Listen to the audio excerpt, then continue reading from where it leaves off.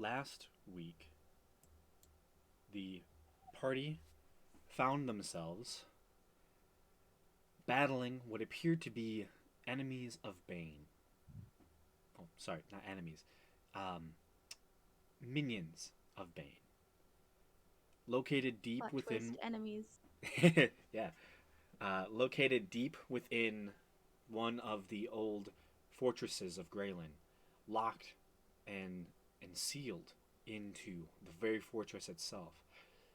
You all fought what seemed to be some sort of battlefield commander whose ability to mess with the minds of his enemies was unwarranted and very powerful. You all were able to succeed in the combat, even through the tough situation, and came through it successful. With it, you were all able to find an additional teleportation circle, allowing you all to eventually come back to this location whenever you saw fit. Upon clearing these enemies, you also figured out that the ghosts that had long haunted this place had been freed upon the destruction of these enemies. Afterward, you all gathered yourselves again, enjoyed an additional day of relaxation, and then left. Turning into misty forms, you soared high above the Ordning Mountains, saw many beautiful sights of glaciers and tall, imposing mountain peaks. You also saw what seemed to be a massive ruin to the northern side as you were passing by, causing you all to go and investigate a little bit. Finding what appeared to be a massive ruin of what looked to be a sky city that had crashed itself into the very midst of the mountain range, cutting whole mountains apart as it just violently broke the landscape. Afterward, you continued on towards Kalos, where once you bypassed the majority of the Ordning Mountains, you saw they thinned out to a thin single band of mountains as they just curved along like a large spine. And there you saw, in an intersection between a small thin band going northward and the thin band heading eastward and eventually heading off into the distant south, you saw Kalos, a city beyond comprehension. Three main districts seemed to light up the view from the high point in the sky where you all were currently at. You saw on the outer edge a ring of farmland, miles wide, seemed to stretch around the entirety of the city itself, protected by a massive, massive wall on the very outskirts of the city. The gates itself into this outer wall and farming district itself being hundreds of feet tall, with massive portcullises and defensive structures. This is a city beyond anything. Even the second section of the city, a giant band of what looks to be circular residential areas, is immense. Whole parks cover sections of this part of the city that would put to shame every city you've ever been to. And in the third district, a beautiful, almost rising array of buildings that seem to congregate towards the central mountain peaks as they jut through the center of the city. You see a giant hilltop castle, beautiful, just immense size and features. Even from this distance, you can tell that this is going to be a sight to behold. And the thing that stretches in the middle of it is a massive singular tower that spirals itself into the sky, dominating probably the entirety of the city's view. From up here, you know that the city itself is incomprehensible from this distance. From one side to the other, most of you believe it could be close to maybe 20 or so miles across. This is a massive metropolis, bigger than any city that you've ever visited. And so you all chose to land, talking with a local shopkeep who's dragging their cart around with them. You learned a little bit about the structure of this city and learned that this city is a city of Goliaths, founded by and ruled by them. And now you're here. As you make your way out of the park in which you landed, looking to your left and then straight in front of you is the site of Kalos. Tall Goliath guards protecting a city reclaimed from giants. Each house being somewhere around the size of maybe 80 feet tall, turned into an abundance of structures. Each individual, what seemed to be a giant home, has now been turned into apartment complexes, 8 floors tall, with strange makeshift wood and stone and thatch staircases leading up to each individual home. This is an odd city. You can still see the beauty of the ancientness of it, the original craft that the giants put into this. But there's also a newfound culture to this city. This is the city of Kalos, and this is where we begin tonight's session.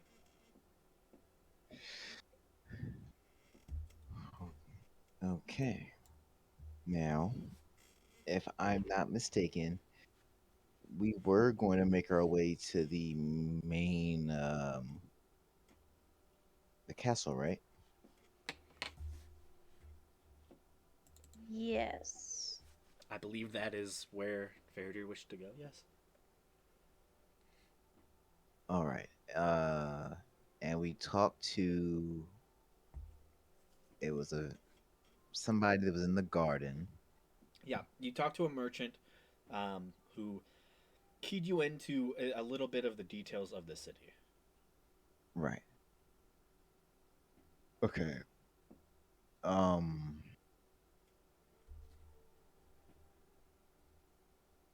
All right. Well, I'm going to go out on a limb here and say, since this area is mostly ran by Goliaths, it's probably best for you to take point, Faraday. Yes, this seems. Uh, yes. I'll start.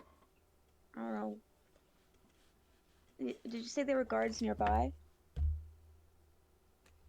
Yes, so just off to your left side, I believe there were two tall Goliath guards, about 8 feet tall, currently wearing what seems to be very nice armor. Um, these are well equipped guards.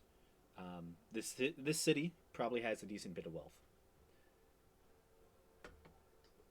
Does the armor look like it's gone through some stuff? Or does it look pristine? Not pristine. There's a little bit of wear and tear, but this isn't some backwater town. Um, Mm-hmm. it doesn't look like they've seen actual like full on combat. Probably more like drunken brawls that they probably had to break up. Maybe a single like dagger strike, but definitely nothing like a real a real weapon has ever hit them. They're not warriors like you. I mean, they're still they still look very imposing. They're I know. domesticated Goliaths. They're domesticated the Goliaths. They lost the Yeah. fangs. Okay. I But mean, I will say each is currently still wielding they have like really nice. It's not like plate armor. It's probably half plate, but they both do carry what seems to be great axes. that they kind of just have out their sides. And you can tell they're well equipped. They have javelins and other um, things on them. They have seems to be whistles and horns used to probably call other guards from around the area.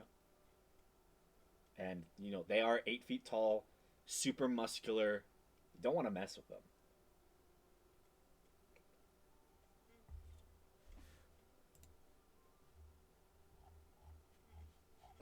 Okay. Um, Fairy Deer doesn't do well with like social interaction, so I'm just gonna like start on the way like forward. Okay. So you begin walking down the street, and the immediate thing you note is the immense size of it.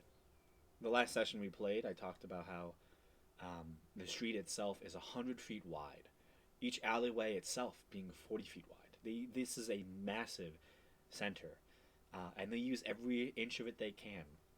The center of it has been packed with small carts and wagons that you see individuals have poured out in this central area and just are selling what looks to be their wares.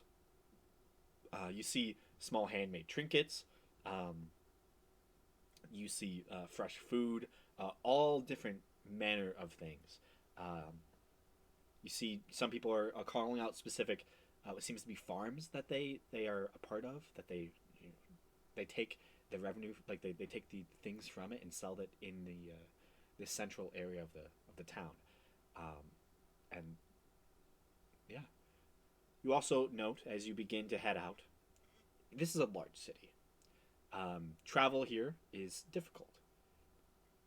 And so you often begin to see what seems to be different merchants with what looks to be like a single home, where typically they have been ramshackly built up into apartment complexes. You'll see like a single house that has been turned into like a stable. And you see individuals are yelling out almost like a horse rental service to essentially rent a steed to take you to another section of the city. And this city is packed with animals. Um, it seems walking on foot is not the preferred method for many of the people here. I mean, everything is so far away. I don't blame them.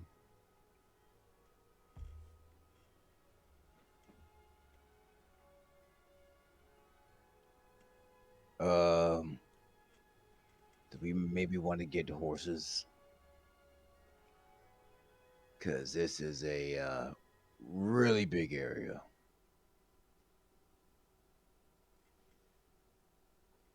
If you think we should, sure.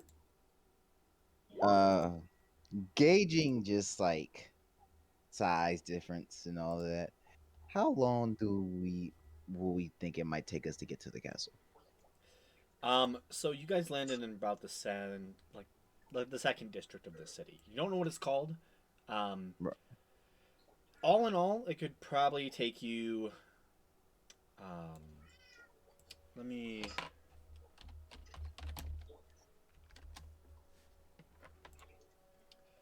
just double check this. Okay. All in all, probably 3 hours. Yes. Okay. Yeah. To Hmm. cross All the right. city from like one end to the other takes about a day. But you're currently in the second district, so it shouldn't be too Okay. difficult. Okay. I will. Maybe we don't need to get horses then. All right. Um. Then I guess continue heading towards the castle. I guess. Okay. So, you all spend the next couple hours walking. It takes you about a good hour to reach a point, and you realize that this city is circular in nature. Each district itself is a giant thing that just wraps around itself. Each one interlaced with walls 300 feet tall that just impose around the site of you. Um, Even from this distance, you can still see just barely over the edge of the towering walls. Uh, you can see the large tower that spirals up from the center of the city. But it takes you a good hour to find a spot that seems to have one of the entrances into this other district. You see a massive gatehouse has been built into this wall. Um, the gatehouse itself, like the where the portcullis is currently um, put into and up. You see at max it is about 100 feet tall. The portcullis uh, currently is partially lowered. You see there's about 50-foot gap between the ground and where the portcullis is currently raised up to, and it is an intense sight.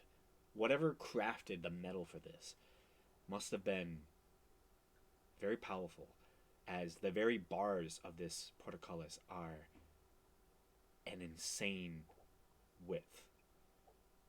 The portcullis itself is about 10 feet wide, of just pure steel.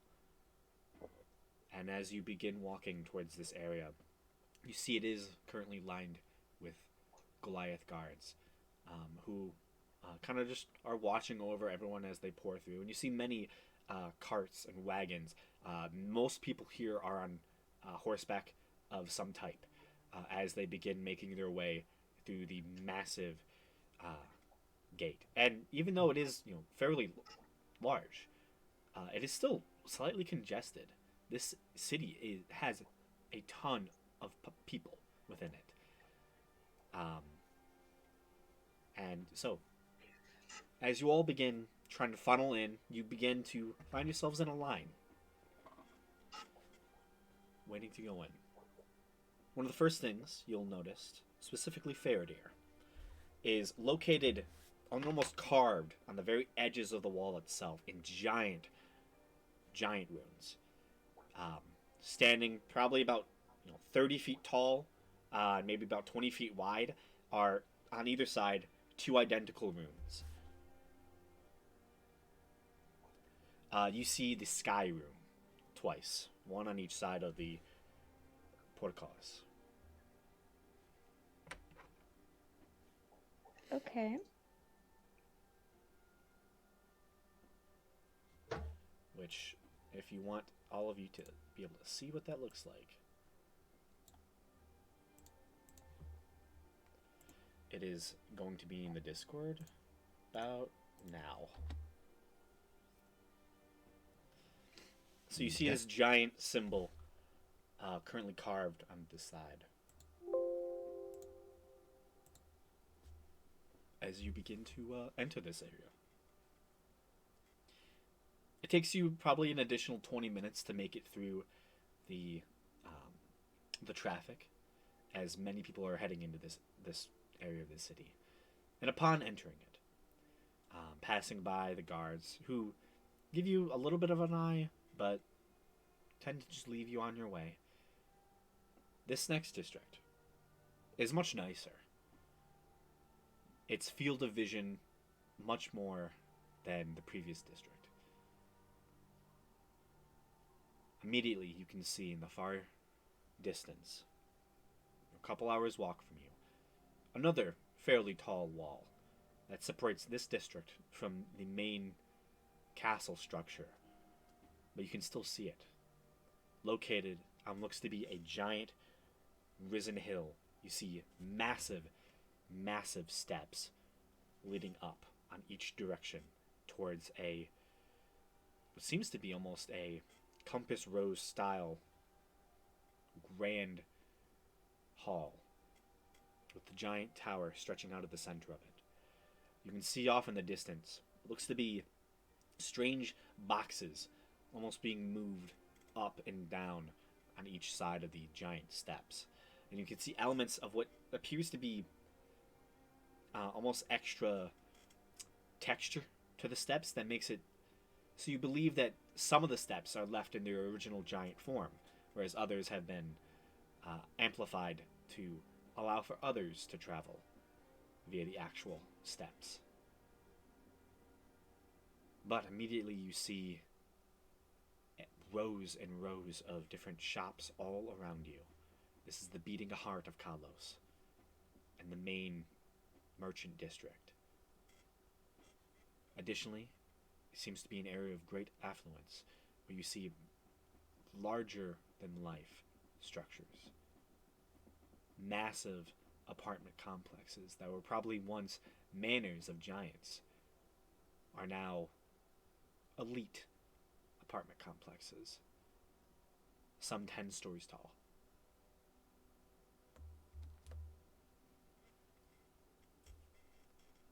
Okay. So, you all continue forward. What's everyone's passive perceptions again? I think mine's only like a 12 or a 13. 12. 16. Mine's a 16. 16, okay.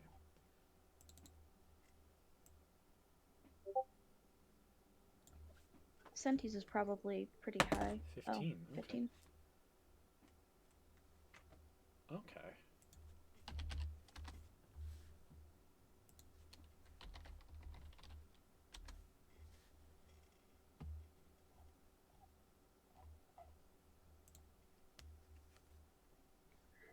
Can I like sense if any of these runes are doing like a magic thing or if they're just for decoration?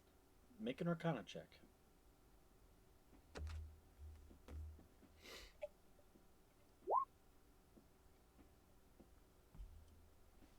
31. With your magical knowledge, specifically to runes,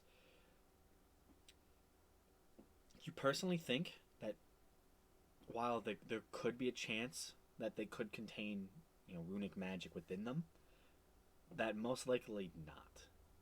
These runes seem more mundane, and they're probably more of an indication of the name of the district that you're entering than anything else. Gotcha.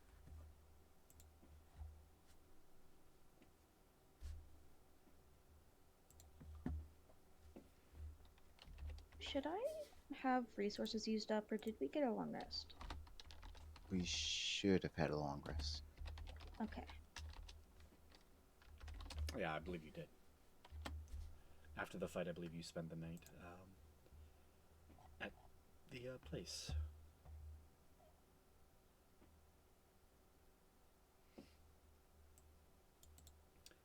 So, as you all begin moving throughout the area, Faradir, Belric, and also Senti, you begin to note that,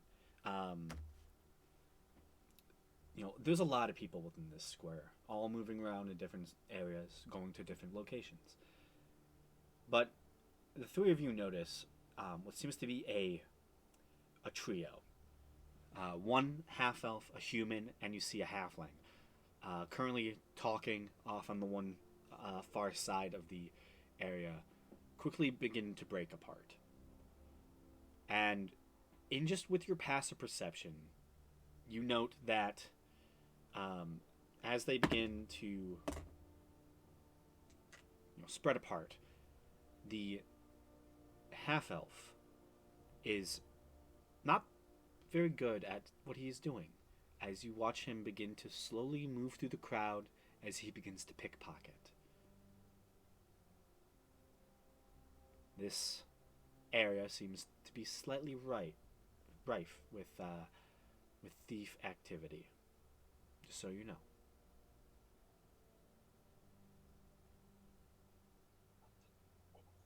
Yeah. I keep my money in my breastplate. It's Okay. a good pocket. Where She's does always everyone... in there. Every time I get hit in the chest, it hurts even more. Good to know. I probably got some rib damage. Gamesh, where do you keep your wealth? uh, this on the pouch on the side. Okay. Belric, where do you keep your wealth?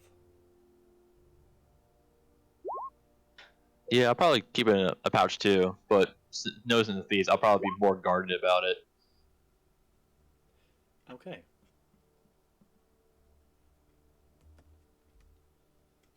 And then Senti just turns into a cat. So her money disappears under her body.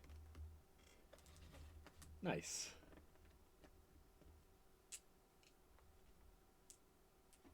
So, you all continue moving along.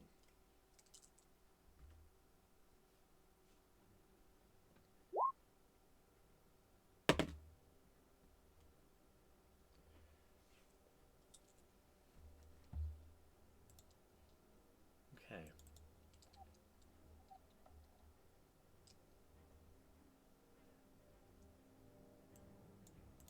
Gamesh, I would like you to make a perception check.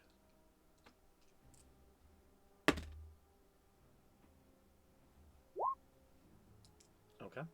Belric, since you said you were keeping an eye out and you originally spotted one of the targets, I would like you to make a perception check with advantage.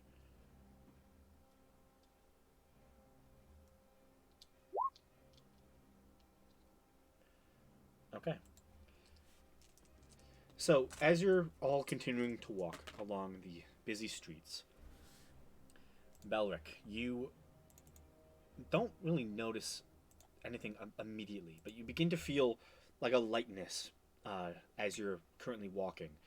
And you kind of look over and kind of almost brushing past you at that very moment that you feel the lightness. You look over and you see what seems to be a halfling that kind of brushed past your leg and is currently, currently he takes your one of your coin pouches off of you. Can I just immediately grab him? You can make an athletics check.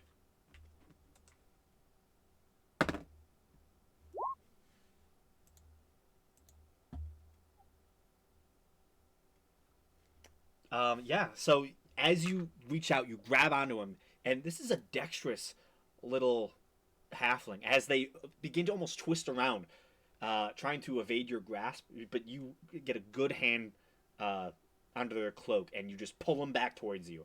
And he kind of is almost like brushed up against your leg as he's, he stops for the moment, looks over his shoulder at you, and then you see he just lifts the bag of gold right back up and hands it back to you. Yep, I'll just snatch it back and be like, "Don't try that again." Sorry about that. No hard feelings. And he'll walk away.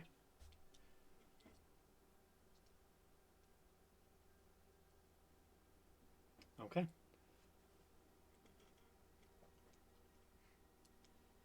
You all continue.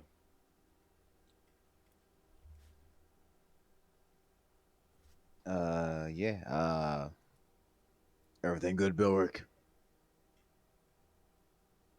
Yep, all good now. Just someone was trying to steal my gold, but I got him. Good eye. Yeah, so just everyone being careful about that because it might happen again. Got it. Now Gamesh is keeping an eye out. Okay. Make another perception check.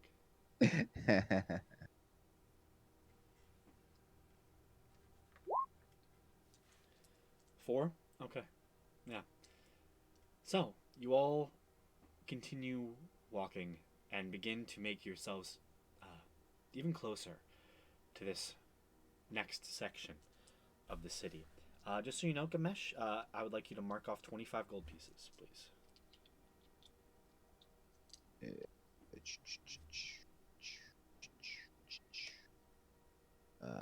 41, that'll be 30, 36. Okay. Alrighty. Okay. So, as you begin to approach this next section, passing by many of these, very mundane shops that sprinkle the area, the life of this city is vibrant. This is a flourishing metropolis. It is massive in size and scope and economically seems to be doing very well for itself. Just by walking through what seems to be one of probably many, many large merchant areas of the city. And you continue and come upon another tall wall. This one less imposing as the previous one, probably only around 250 feet tall. Its portcullis is still immense, about 75 feet tall, with thick portcullis that is currently down. As you begin to approach, you see what seems to be an assortment of different Goliath guards wearing all manners of clothes. You see most of which seem to be half plate, maybe some chainmail. There is one, however, as they step forward in front of the rest of them. A tall individual, about 8'2", currently bald of head with large, intricate tattoos across their palish face. They step forward. You see on their side is a massive morning star that they currently have put away for the moment. And wearing full plate armor, they kind of step forth.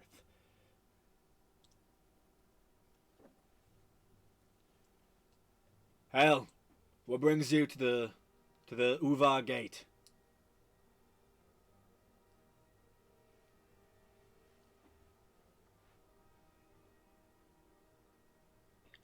We are on our way to the top.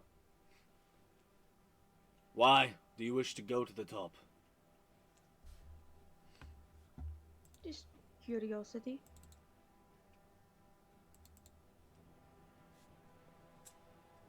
I want to meet the ruling family. You see, he kind of looks over to the other guards. And there's a contingent of maybe 13 of them currently standing here. You wish to meet the ruling family, huh? Yes, that is what I said. Have you been invited here? No. No. So you think you can just enter into the center of the political machine of Kalos then, huh? Why not? You see nothing wrong with that. No. Huh. Just want to have a conversation. Well, the council I'm is very curious busy. as to who is controlling this place. It used to be for the giants.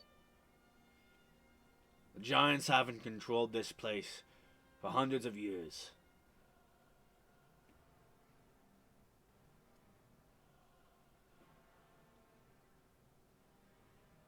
Yes, which is why I'm curious as to what has taken place since then.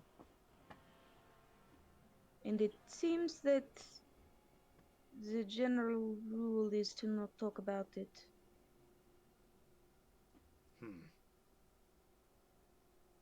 Well, the giants left. The Goliaths, we took over. Kalos is ours.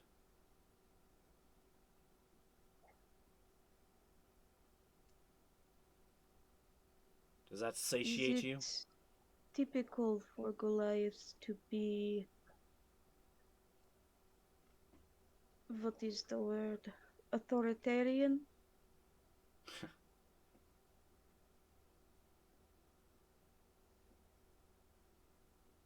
We're not It authoritarian. seems like the people are not happy. They are afraid. Why would they be afraid? Kalos is prospering. I'd assume probably because we are all 8 feet tall and have weapons. That is usually frightening to other people. When you have the threat of people like us hurting you if you do something wrong, you get scared to live.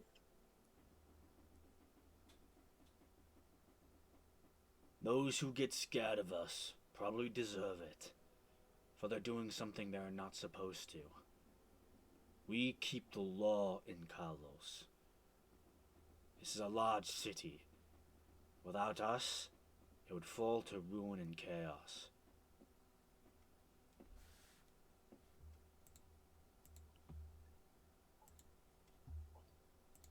Do you have any giant artifacts?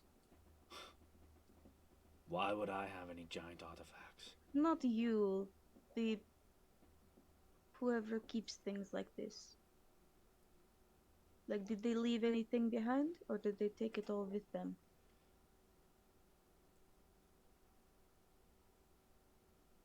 The council has had much interest in giant artifacts throughout the years. They have a good collection. There's still plenty to find, however. So go find your own. I'm gonna pull out my sword and hand axe, not like threateningly, but like to show that they are both giant artifacts. Would they be interested in seeing these? Hmm. 1 second. Zonta Muatayuru. He speaks in giant. You hear him tell another individual to go fetch one of the rune knights. Ayy, that's me. I'm one of those. Takes about 2 minutes or so, but walking out from one of the side areas, you all see a immensely tall Goliath, taller than all the other ones around them. You see this one. Um, sorry. Currently has what seems to be large chains wrapped around their forearms, made of some type of greenish metal. You see that on the very ends of them are like bald, not spikes, but like there's almost like a singular, like bladed edge that currently is wrapped on the very end of it. And you see each arm has one of these chains on it. You see them walk out towards you. You see, let me just double check what they wear.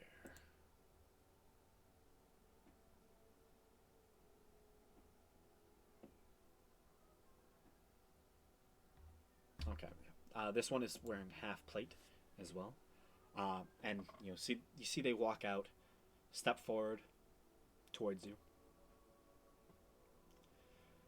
I hear you have giant artifacts, yes? Yes, and I'll like hold him up. The sword is the one Yistrid made, and it has the sky rune on it. The hand axe, I've inscribed the Uvar rune, and then my breastplate has the uh, which one is it? God, there's so many. I was just looking at it.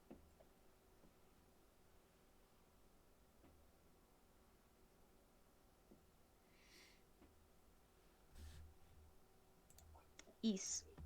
East is on the chest plate. Okay. And that's not an artifact, but it's just a rune that they would be able to see. Yeah. You see the individual kind of looks over, um, and begins to inspect the objects. And being at this close proximity, you can tell that the chains that they wield, um, they have runes pressed into them as well. Specifically, they have. It would be.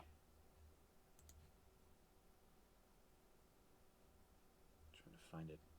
Ildrum, I believe. Fire? Yeah, fire. Storm on the other one. Their half plate has cloud on it, and then they also have hill. Okay. Yeah, and so that would be Sky, Uvar, and then hill is Hog, I believe. Yeah. You see, they kind of look over.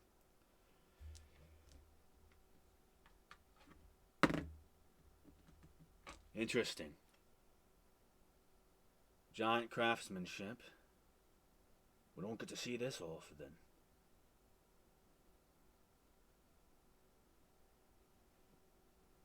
Where'd you get it? I helped make the blade and we. X. You worked with a giant to make this. I live with the giants. Where? Not here. Across the ocean on a different continent. Ah, There are more giants there, but not very many. huh. Well, it's impressive.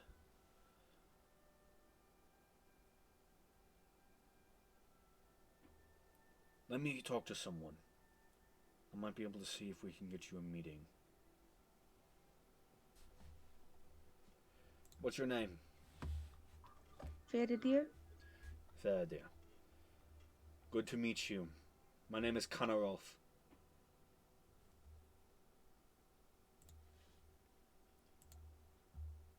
I'll give like a little nod of acknowledgement. Yeah, I'll paste that in the chat.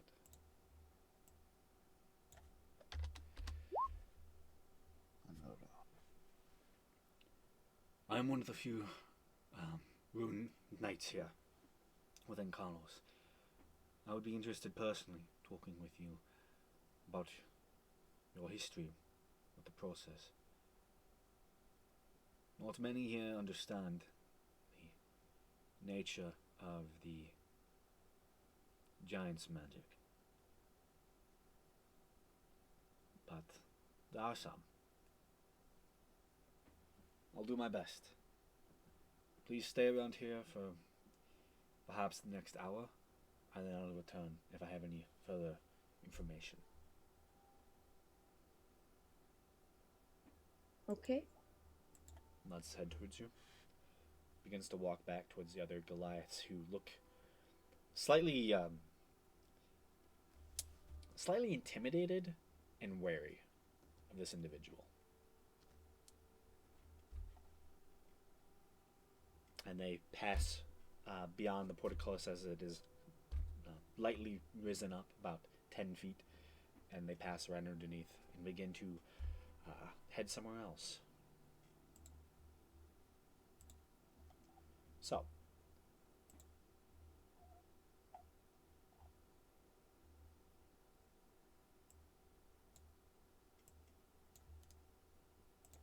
you all wait for about an hour or so.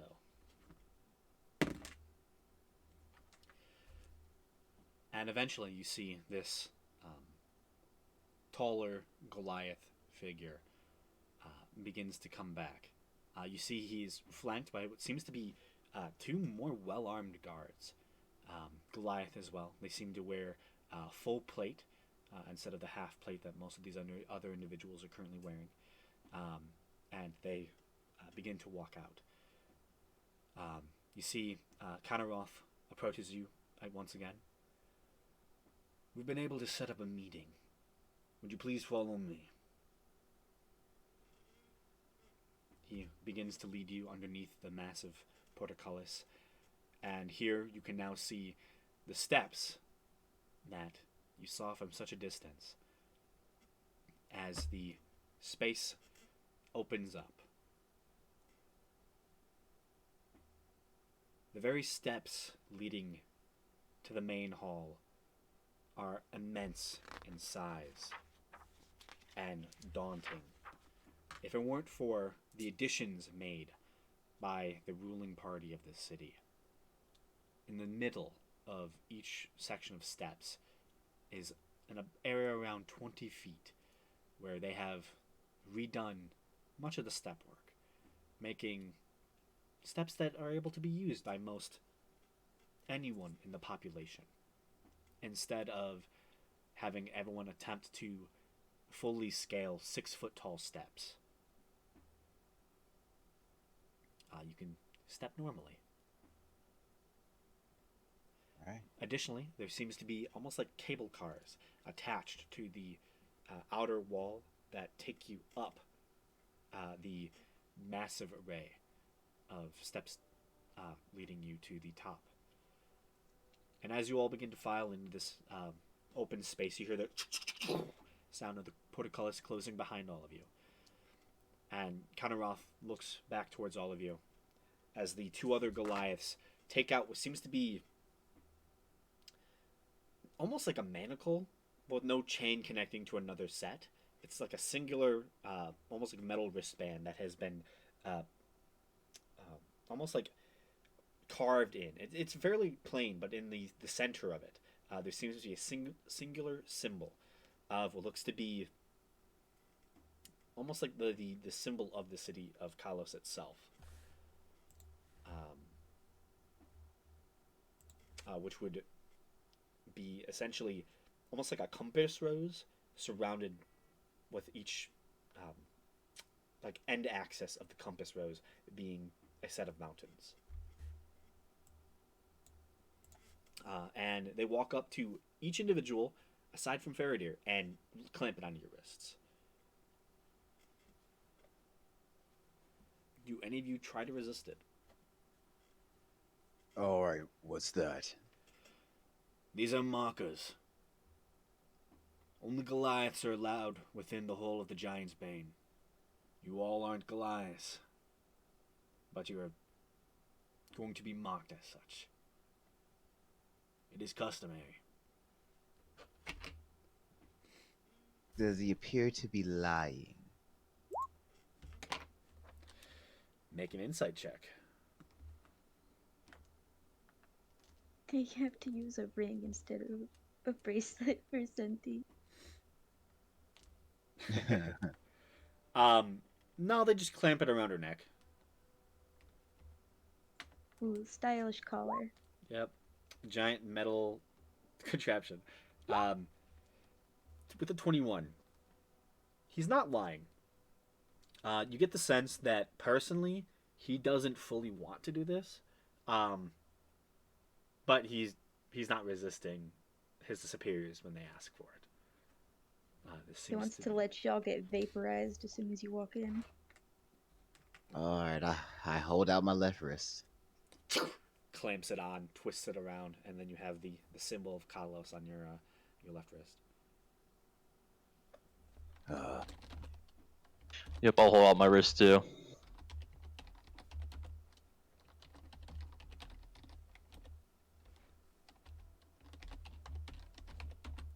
Okay. You all are clamped and then led into one of these cable cars. It is spacious in here. It seems as if the ceiling is good 10 feet tall in width-wise. All of you are able to pile in here with much more room as you begin to feel a sound as some mechanism is activated, and you all begin to feel yourselves pulled up and up and up. At a steady angle, you begin to see the entirety of the city. While you can't look directly down into many of the districts, just the very sight as you get higher and higher, looking across tall walls, seeing the beautiful mountains on each distant horizon. This is a beautiful city, but immense. And you begin to wonder how many people live here, how many Goliaths are required to control such a population. So, eventually you reach the top, and you are led towards the Grand Hall, a massive structure. The very entranceway stands 200 feet tall, a giant arcing entrance structure. Surrounding it are dozens of pillars that line the causeway, standing the same height, 200 feet tall. massive in width. Each one is approximately 40 feet wide, carved beautifully and intricately inlaid with just an immense, perfect carvings across the entirety of it. Walking in, you begin to walk on beautiful marbled floors that click with every single step that you take. And the ceiling only gets more and more impressive. Beautiful paintings and carvings litter a ceiling 500 feet above all of your heads. You see large bridges and causeways seem to crisscross the space. This is just a massive structure, even for giants. You can only imagine how they might have felt small in a space just such immense size. You are led through the area, hearing the click below your feet of the marble, until you are led into what appears to be some sort of meeting chamber. You see, it has been renovated to be more useful. There are steps carved of stone, not as beautiful and intricate as the rest of the site, but not bad, that lead up to massive chairs that surround a table meant for giants. Table itself being approximately 10 feet high, and is surrounded by chairs equal to that level. Currently, on the one side of the room, sitting on one of these large chairs, is another Goliath individual. This one is also male. You see beautiful tattoos adorn their face, stretching around, starting from just above their eyebrows, around their eyes, heading underneath, and then down around their nose that stretch out towards their ears, leaving their chin almost bare of the tattoo. But the rest of their face is adorned in this intricate spiral. You see they are well armed and armored, wearing full plate, and this is clearly another one of these room knights. They are taller than even Farader, actually. Ooh. And well armed. Instead of two weapons like Farader or this other individual, Kanaroth, you see this one currently seems to have a singular, massive blade. Bigger than any sword you've ever seen wielded by a humanoid. It is essentially, if you would imagine like a like an anime style blade that's far too big for its wielder, that is what they wield. Okay. Yeah, something like I can't think of like a good example right now. Is it a claymore? Would it be like cloud, like stripes, Yeah, Yeah, like like giant yeah, sword? yes, like that. yeah, claymore. Okay, a Buster Sword style Buster Sword. Yeah. That's that's what he got. Uh, but okay. You see, currently he's just sitting there, silent, as you all begin to filter into the room. Counteroth looks towards you all. Please have a seat. As he begins to make his way towards the seat next to this individual. So, who wishes to? He's currently sat at the end of the table. Counteroth goes and sits at the seat just to his left. There's an open seat to his right, and down the way. So someone can sit across from him, and then someone can sit right next to him, and then so on. So, where do people want to sit? Um, I guess I'll sit next to him, or a little bit down the way. It's like maybe like 2 seats down. 2 seats down. Okay.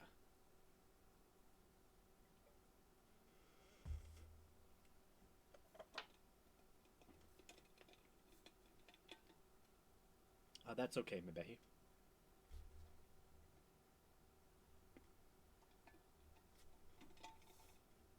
So, Yeah, and I bet he will sit at the other end of the table. Is there okay. like, are these normal chairs I'm taking it? Uh, Technically, no. So this is currently you're all in the city of Kalos, and so the chair is the city of Kalos is made for giants originally. Oh, So all the chairs in this room are made for giants. Specifically, they are made for tall giants.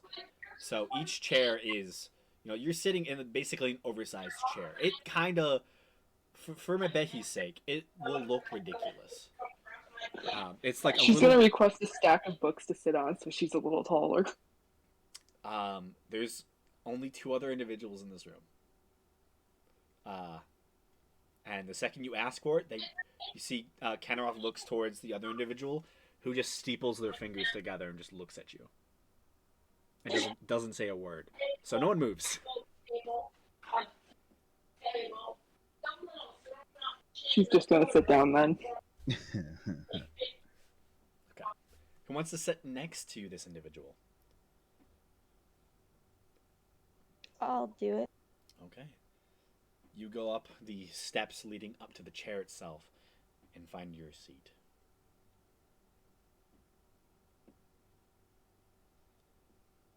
I will say, you do note that they have made arrangements on each chair itself so that it is almost in of itself like a separate desk. So there is like a section where you can seat yourself further up on the chair, and there is ample armrest to have documents and stuff like that. So it's not as ridiculous as just sitting on a stone step and just having your feet dangle with a table like 5 feet in front of you. The table is presumably not used often because no one can really reach it. Understandable.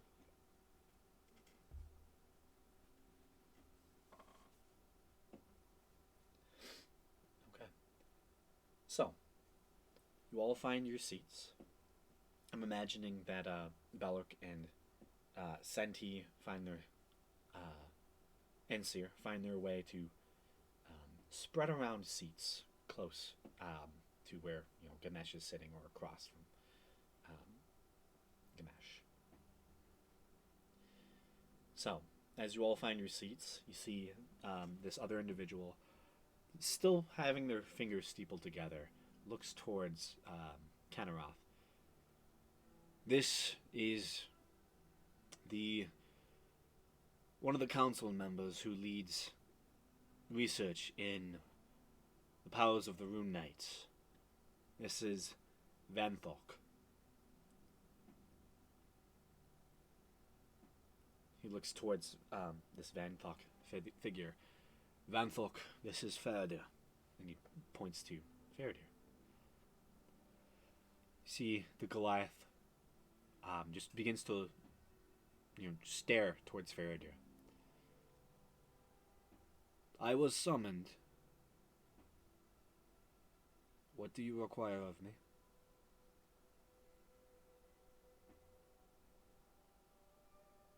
I will like pull out the weapons again to show him.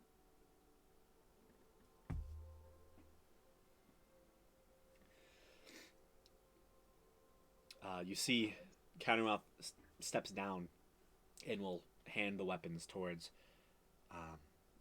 Volthok, who begins to inspect them. Interesting. Made by a cloud giant, yes? Yes. Impressive skill for such a cloud giant. What is that supposed to mean? Could almost rival that of a fire giant. They are known for forging weapons, far more than the clouds. This cloud giant is very skilled in her work. I can see that.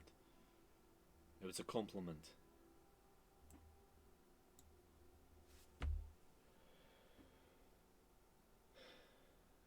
The wounds you have are powerful. How many in total do you have so far? I have 4. I was going to ask next, where did you learn yours? All of you here. It has been a recent study. Not older than, say, 100 years.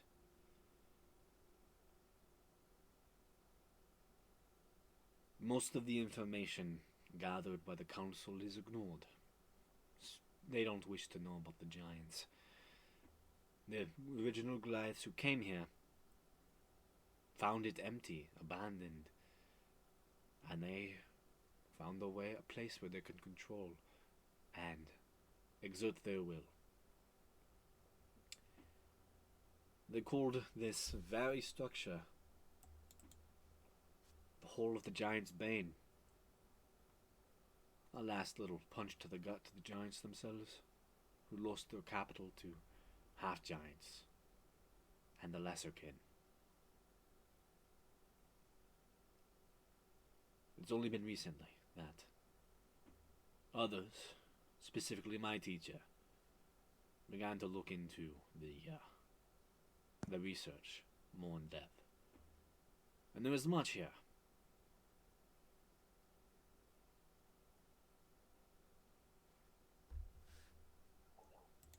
Can I see it? The research. Yes.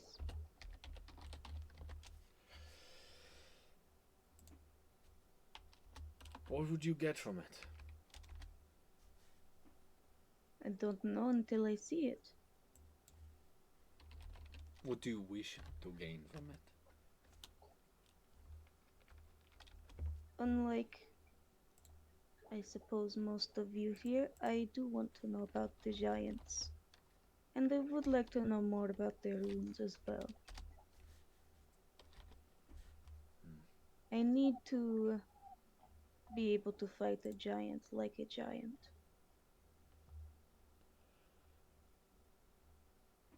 You need to fight a giant.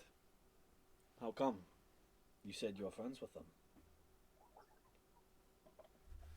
He is a storm giant. He's storm giant, right? Cloud giant. Or is he? Oh, I thought it was a storm. No? They're very similar. Yeah. He is cloud giant from different place. Capturing my friends, enslaving them, building an army to conquer. And he has very powerful artifacts. He hurt the people I love. So, I have to kill him. Make a persuasion check.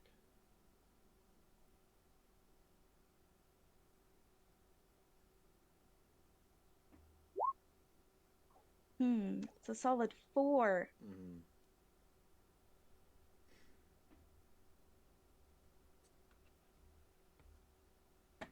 From what it sounds like, this giant you speak of is one of the worst forms a cloud giant can take. Typically, cloud giants are the most varied of giant kin. Many can be good, but many can also be cruel, similar to that of the fire giants.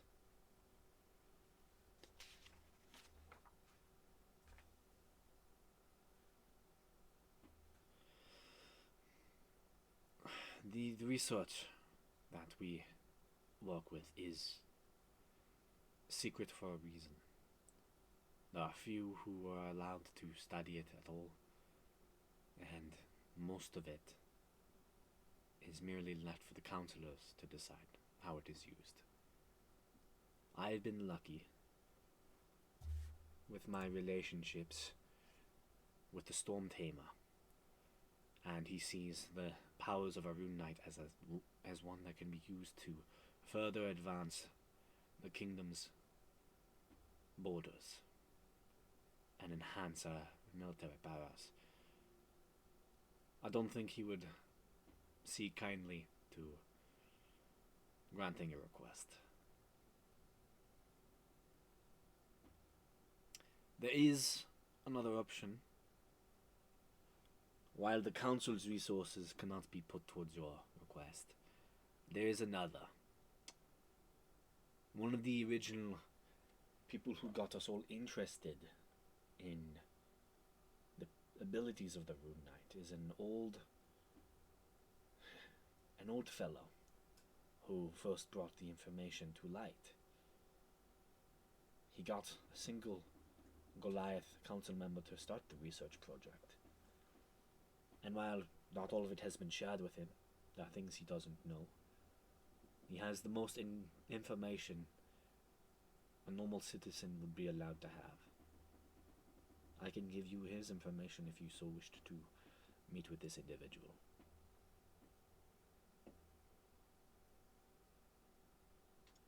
This would be appreciated. I'm sorry I cannot help you too much more. Sadly, my hands are tied. Not all of the councillors see my way. This is understandable. See, he stands up, begins to head down the steps, walks over to yours, and hands you the weapons back. I will sheath them. You are very close to getting what is considered the last rune that is able to be known. I wish you luck.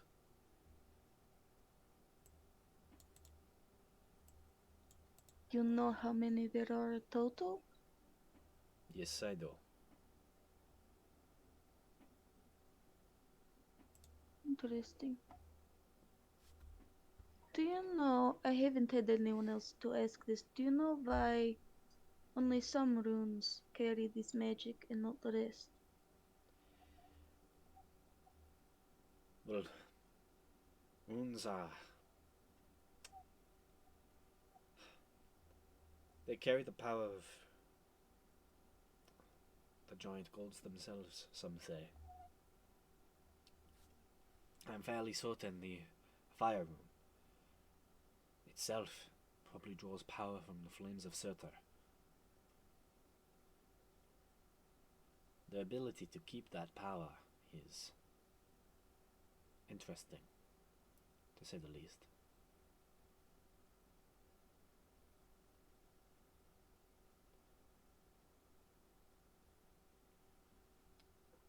I see. Thank you. No problem. You see, he, as you know, he's currently next to you. You see, he takes out what seems to be some sort of business card and hands it up to you with the weapons.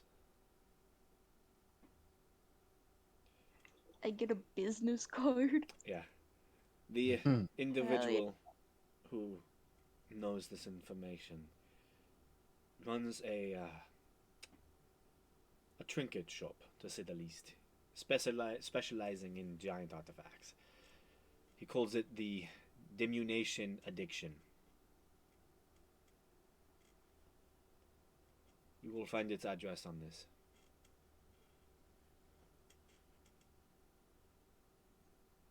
Alright, I will pay him a visit.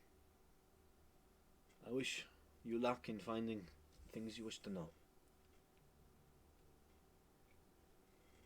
I appreciate that. Any other questions you think I might be able to answer?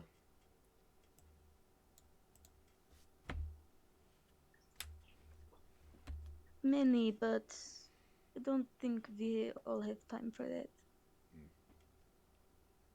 Well, it was good to be able to talk to another Rune Knight, and to know that the art form is being practiced at least somewhere else in the world. A small group, but yes. There's only so much you can do. See, he begins to walk back over to Canaroth.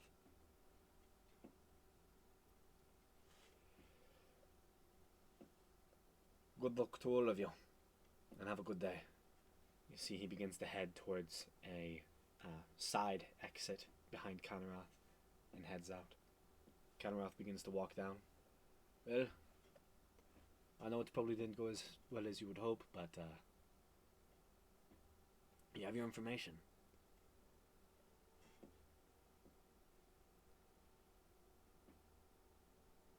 It is sufficient.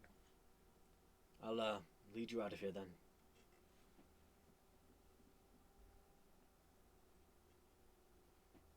So, Kenrath leads you all out of the Hall of the Giant's Bane. You all take the tram once more down to the base of this structure and exit out the front gate. The diminution addiction is located within the specifically it states that it is located within the Stein quarter. Sorry, like the Stein district.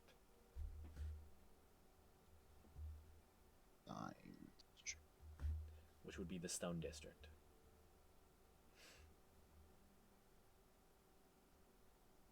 I guess we shall go there. That we shall. Walking through the city, it doesn't take you forever. It does, however, take a good extra 3 hours. So, just trying to remember, you all flew from Tyvas.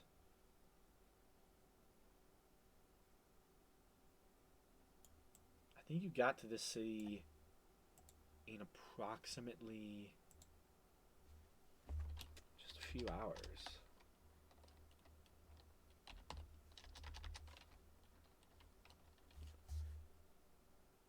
Um,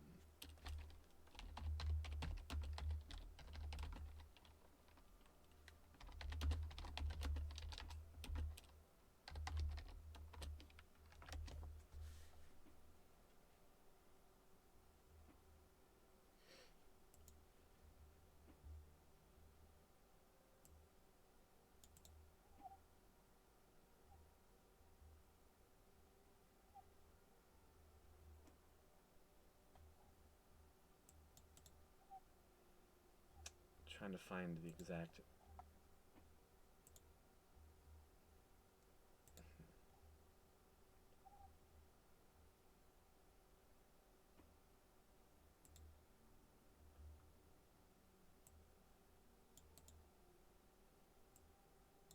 $34 miles.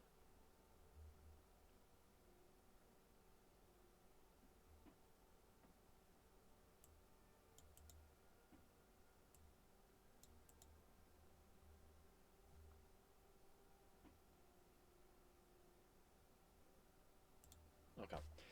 So you all begin to reach this section of the city in another 3 hours travel time. At this point, the sun is beginning to get lower in the sky, and night will soon be upon all of you. However, you are able to find what appears to be the location that you seek. The diminution addiction is a. Well, first off, it is a seemingly small little shop located at the very top of one of these large apartment buildings. You all begin to move around the edge of the entire apartment building, going up step after step after step, all the way up 40 feet until you reach what appears to be the entrance. You see a small little wooden sign currently hangs from the top that says the diminution addiction, and you see a fairly nice wooden door has been carved into the very stone itself of the building. And you have arrived. Who wants to go in first? I will. And I will follow behind. Okay. Walking in, you see a fairly comfortable, nice shop. You see that the floors beneath you have been uh, made into a beautiful um, wood. You do note, however, that this home was probably, initially the doorway had to be carved through the stone wall of this structure. So you do walk past what it seems to be about 8 feet of stone till you enter into the main uh, structure of the abode. You see the wooden flooring seems to reach up almost in certain points, where you see wooden display cases containing strange artifacts of giant make and origin that kind of just rest comfortably in different spots throughout the room. You see on the far back wall there is a whole array, what seems to be almost like a fan made poster that seems to inhibit many different giant runes across it, with their names in giant and common, and with their symbols, each uh, expertly inked onto this large canvas. On many walls, you see what seems to be other artifacts of the giants themselves. You see um, many of what seems to be almost um, different body parts of old, long dead giants. You see in one side of the room on the left side, specifically, placed on a massive pedestal, is what seems to be the long decayed skull of what seems to be some sort of fire giant. On another wall, you see what seems to be a whole shelf full of small little glass jars, each one filled with what looks to be just dozens and dozens of what looks to be nail clippings, all in separate jars at different sizes each. You see a back counter that is built fairly short for what you would expect. And currently, you see a tuft of hair is currently visible. What seems to be almost like a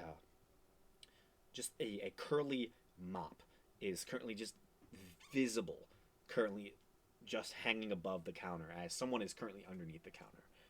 And as you all begin to head in, you hear a voice echoes from beneath the counter space. Hello.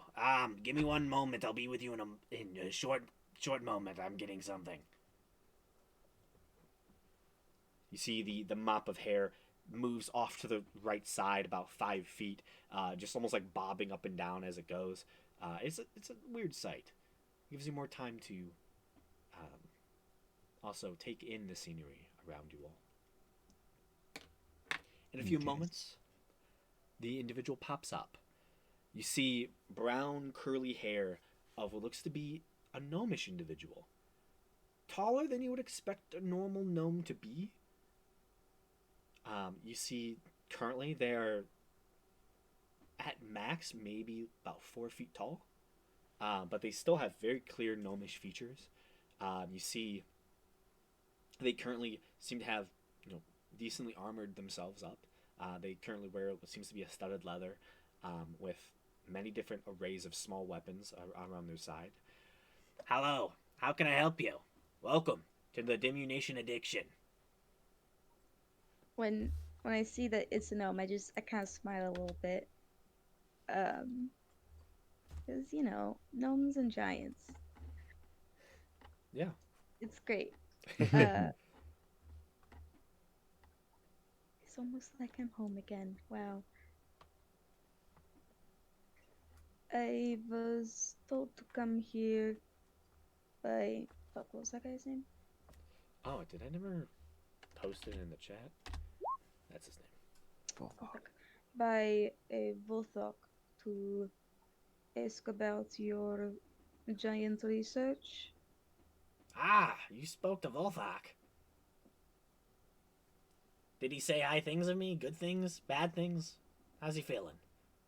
He said you were his mentor and that you got him interested in the giants. I was not his mentor. I was his mentor's mentor. So by association, I guess, potentially, but there's a separation there. Volthak, he's his own individual person. I don't personally know how I feel about him. I think he's kind of kind of a cog in the machine. I feel like he's been caught up in a lot of the goings on of the council. So I don't know if he's really a friend of mine. Interesting. Well, you're interested in giant research, huh? Yes. Interesting. And I am Ooh. curious about these artifacts you have. Yeah. So as you say that, he seemed intrigued by something he noticed, and he leaps over the counter. And you can clearly see he has runes of his own. Currently placed on. He is a rune knight. That's why he's tall. Yep, that's why he's taller. That's amazing. Oh. My next character is a gnome rune knight. The Yes. two opposites. That would be awesome. He kind of leaps over the counter and walks quickly over to you. I cannot believe it. You're a rune knight as well. Then no wonder you were talking to Volthak. And he kind of walks over and just like he immediately just takes out like the hand axe and begins looking at it. Interesting. He like grabs your longsword out, and see he holds it in his hands, looking at the rune. Quite interesting. How many other runes do you have? He kind of like begins looking at your armor and like inspecting this. Gesture to the armor, and then the giant slayer longsword has my Stein rune on it. Ooh, okay, you got the Stein rune. Oh, you got some good ones. Interesting. So you only got 4, so you're almost done then. Yes, so I've been told. Well, hot damn. So which one don't you have? You have, I believe, Stone, Frost, Storm, and Yeah, Hail? I don't have Ild or Hulk. Fire and Hill. Okay. I think that's, 2 levels from now I get another one? I don't remember. Actually, it might cap off at 4. It caps off at 5, I believe. 5. There's always going to be one just out of reach. Yeah. I'm pretty sure that's in the main Rune Knight features. I don't know about the UA, which I think you're using, right? I think the UA is the same. I'll just double check. Which is kind of silly. Like, why would you make it to where you can only have 5 of the 6? I mean, it's still very powerful. Don't get me wrong. Yeah, but it's like, just make it, like, 5 then, you know? Mm-hmm. Gotta collect them all. I don't know about that. Ruining night. It's very powerful. Exactly. See, he gets it.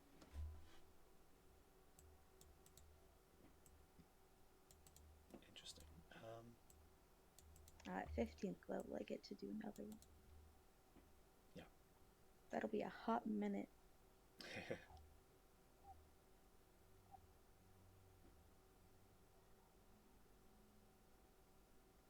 Okay. Interesting. Okay. Interesting. So you don't have the Fire or the Hill one. Personally, I like the Fire one a lot. I know there's another individual, one of the Rune Knights under Volthak. Kanaroth loves it. He uses those chains. Like, oh, it's really interesting to watch him train. But interesting. So, Some Kratos shit. yes, it's almost like I took that off of one of my characters Mm-hmm. that I made. Wow, Graham is Kratos. Wild. Yeah. What a No plot way. twist. No way. No, I did. Graham has killed multiple pantheons. I did make my first Rune Knight though. Very good. Yes, Bugbear with a kind of homebrewed whip, Ooh, which is the chains. So like just better damage. that's pretty Nice. cool. Nice, nice, nice, nice, nice. So, yeah, I can give you what do you want to know about the giants? I'm for a fellow rune knight, I am an open book. Do you have books, or is it all just what you've been told? Oh, I have books up the wazoo. Yeah, I can go get you some of those. I do sell some giant artifacts if you would be interested in looking at some of them. I have done my fair share of dungeon delving in my time. So I do have some interesting things that I've conducted plenty of research on. So I wouldn't mind giving up a couple of them. What do you have? Well, specifically, let's where is it? Opens up a binder. Yeah, he goes jumps over across his counter again. You see, he opens up his like logbook of things he owns. Um, a lot of it is giant treasure that I found throughout the years. Most of it is very heavy. I've seen some interesting just giant craftsmanship is particularly very nice, especially the fire giants. They tend to have some interesting stuff. I once saw someone came in here with I believe it was a 750-pound wedding dress made of like pure gold that someone found once. It was beautiful. How do you make a dress out of solid gold? Dude, Yes, this sounds very uncomfortable. it's fire giants. I don't know fully, but they are um they love their everything. It's just wild. All Um, right. so one of the things I do have that is quite interesting. I think you might get a kick out of this. Is this, and you see, he kind of pulls out from underneath um, his back counter what seems to be an ingot of what looks to be silver of some type. Check it out.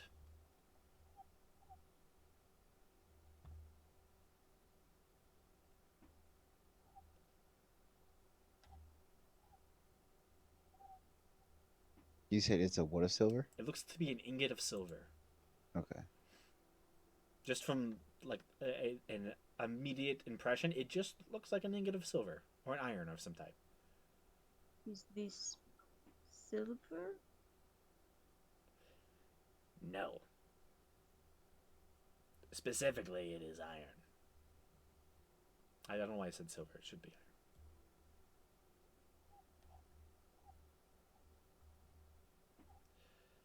iron. I'll take a closer look at it. It might. It takes a little bit of time to look at it and realize what exactly it is. I will take a closer look. Okay. Looking at this, it seems to be a simple ingot of iron ore. It's about a foot long, a few inches across. But looking at the surface of it and inspecting it, there's a faint silverly outline of what seems to be the scold rune.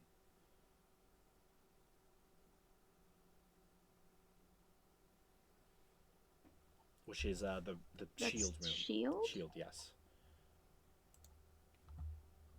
This is a shield.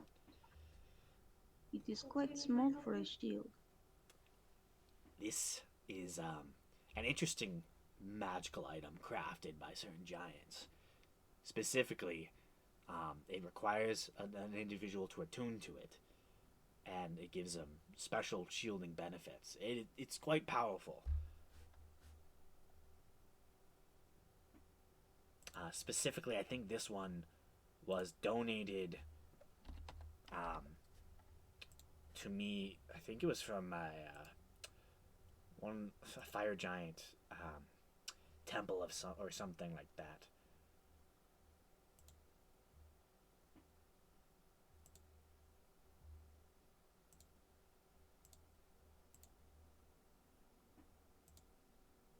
Interesting.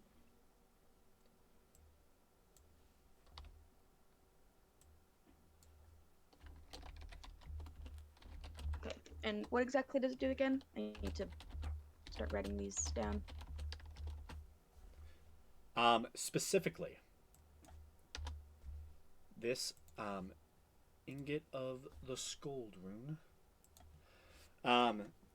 While you have this attuned on your person, you have a +1 to AC. As a bonus action, you choose a creature that you can see within 30 feet of you other than yourself. Until the end of your next turn, any damage the target takes is reduced to 1, but you take half the damage prevented in this way. The damage you take can't be reduced in any way. Once you use the property, you can't use it again until you finish a short long rest. There's also the Shield Ward. You can transfer the ingot's magic to a non-magical item, a shield or a two-handed melee weapon by tracing the Scold rune there with your finger. The transfer takes 8 hours of work that requires the two items to be within 5 feet of each other. At the end, the ingot is destroyed and the rune appears in silver on the chosen item, which gains the benefit based on its form. So with that, the shield. So if you do it on a shield, it has a certain effect, and then if you put it on a weapon, it is now an uncommon magic weapon, +1 to AC while you're holding it.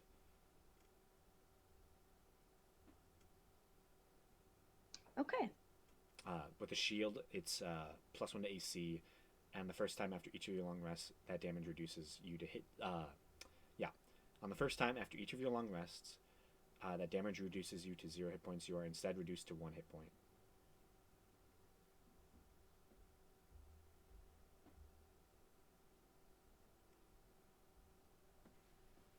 So, I can show you some of these things. I'll just post it in chat. But he tells you all this. Okay.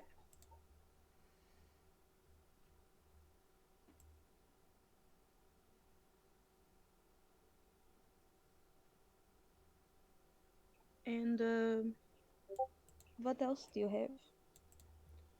I have a lot of potions of giant strength, specifically. I've been, working hard to get a lot of them stocked up. People of Kalos, specifically the guards and the army itself, love them. So I do a lot of work with that. Do I have more? I have some more stuff. If you're looking for any type of, giant finery, I have a lot of that. The giants are very into making themselves just better, I guess. Do you have anything from the Cloud Giants? Cloud giants. Let me see.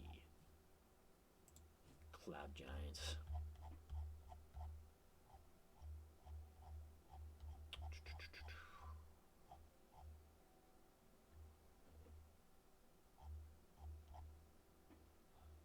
I have some artifacts from there.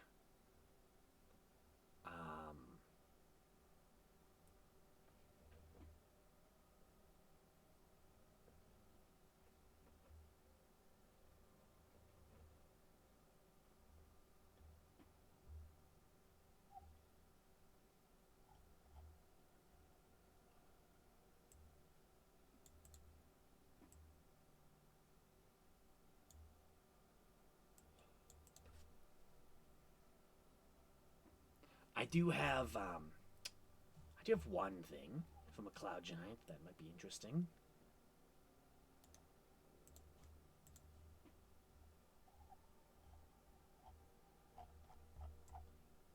It's the banner of the Krieg rune.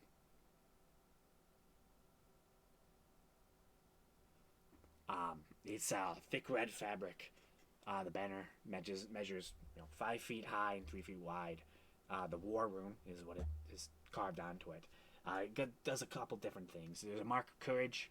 You can unfurl it as a bonus action, and cause it to emanate courage for you and your allies. You're immune to frightening conditions while you're within 20 feet of it. It lasts for 10 minutes while it's unfurled. There's a sentinel standard.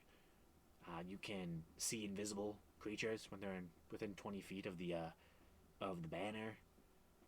Standard shield as a bonus action. You can touch the unfurled banner and invoke that power, which is any ranged attack that targets you or an ally of yours has disadvantage if the target is within 20 feet of the unfurled banner.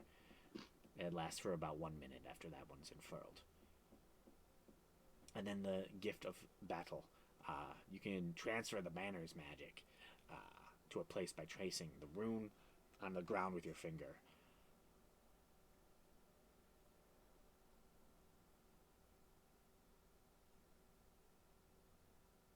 And specifically, it creates a almost permanent area where the benefit lasts. Well, some of the benefits last. So it's about 500-foot radius sphere, and any individuals you choose that are within that area are immune to being frightened and have a +1 to attack rolls and AC. He knows all of these words in his life. Yes. In game, he says attack rolls and AC, and you're like, what? Wonderful. Oh, We look around the room and there's only 3 walls on the building. only 3 walls on the building.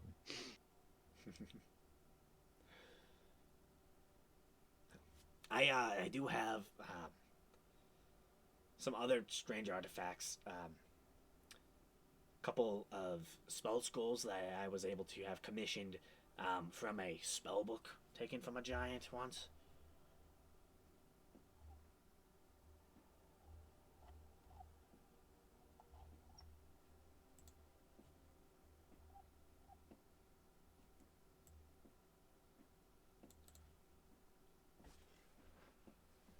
Additionally, I do have a thing called a Bloodstone. It's a diamond that contains the blood of the creature and holds the blood rune, or the blood rune.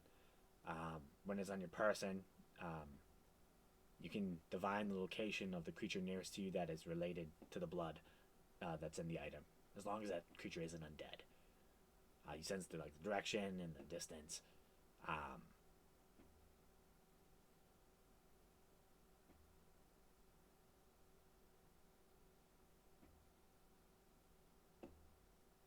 Which is it's quite interesting. Yes, these are all very unique Yes. and very powerful. Yeah, giant runes typically are. Giants themselves are, well, were, and always have been, incredibly powerful individuals. Their ability to wield magic is probably what kept them fighting when they fought the dragons. Oh, so long ago. It's kind of inspiring.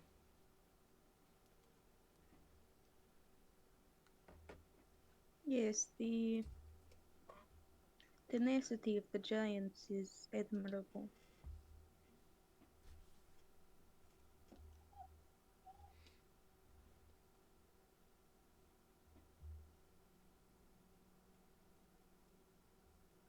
Okay, so we had the ingot of, what was it, skull? Yep, Scold rune, and then you have a Bloodstone. And then banner of Krieg. Yep, the Krieg rune.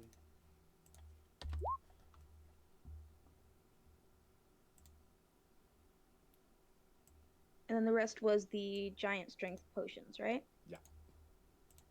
Okay. The rest of what he has is typical, magic stores and the like.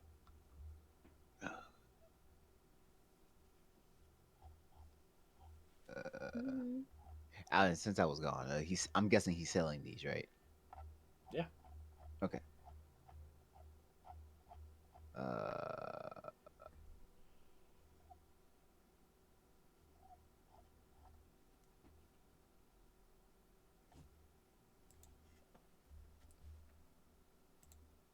How much for this banner? The banner itself, I can probably.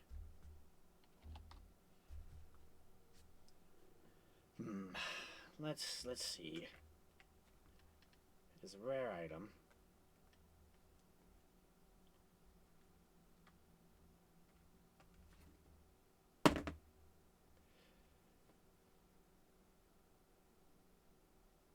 I'd probably be able to part with it for maybe 3,000 gold.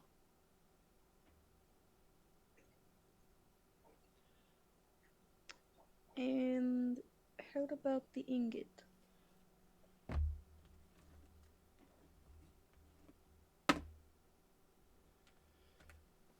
The ingot is, a pretty powerful artifact itself. I would say maybe 7,000.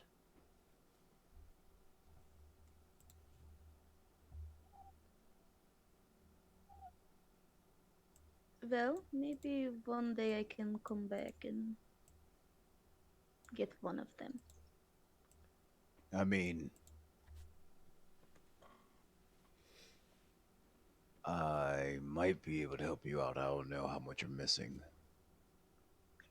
I only have about 1,500 gold. Hmm. So it is a bit out of my price range, but is understandable. Yeah. How about these potions? I have one of each of the potions of giant strength, so whichever one you want for yourself.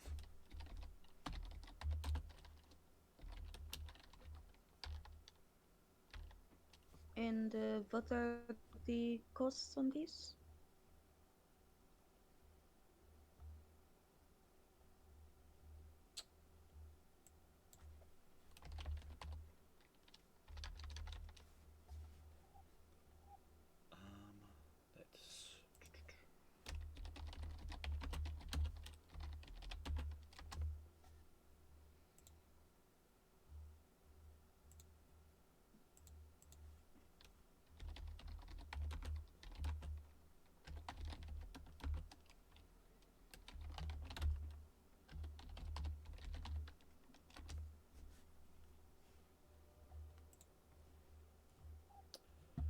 That's um. Well, the higher they are on the list of the ordning, then the higher they are expensive wise. Specifically, say for cloud giants, those are very rare. I would put that at a price range of maybe about 6,000 gold. Um, Fire giant, I can probably run you maybe 4,000. Stone, probably 2,000 for a frost giant, and then hill giant strength. I can probably put you down at um, let's see.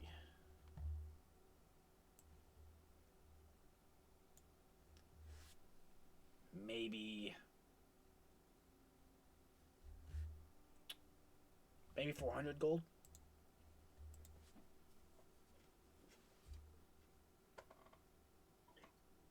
If I were not already able to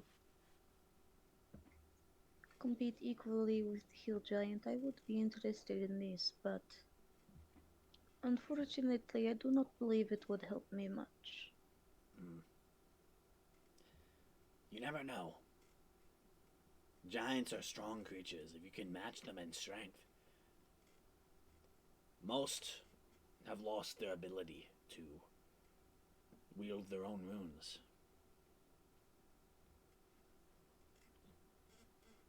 Might stand a chance.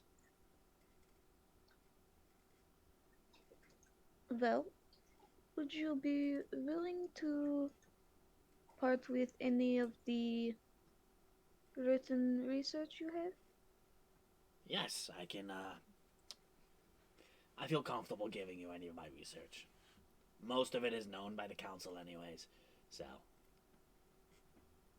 it's just for my own sake that I collected. just know that a lot of it can be used to train other rune knights. I feel it is a practice that should be explored more. There's almost an art to it. In fact, it is partially an art. Knowing how to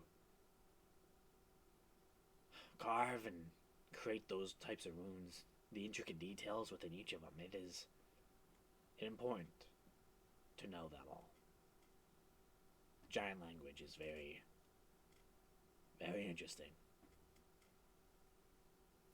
So, here, let me get you all the research. He goes beyond the counter and pulls out wads of books. You see he sorts through a bunch of them. Takes a bunch of like spare papers out of some that just seem to have just like paper sticking out of every single section of it. He does like a last flip through. You see he pulls out like 5 more papers that were like folded up in half and just like that were just encompassed within a single book, and kind of hands it off to you.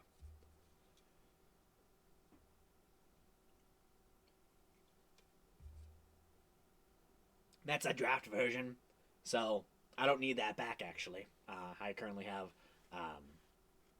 a full version. I'm working on getting more put into process to be printed. I can only do so much in my age, so but you can keep that. It has most of the valuable information. Really, the only thing that might be in there that's not in the current one is correct spelling. So just know that. Noted. I thank you. I appreciate this very much. You're welcome. Please feel free to come back anytime. These runes, they don't go many places. Not many people can afford them, but they are powerful. The giants left behind many powerful things. If they could only unite, I think the world would be in for some trouble.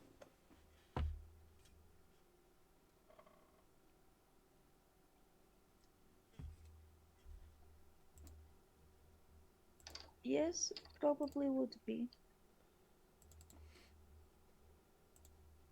So, you have your book.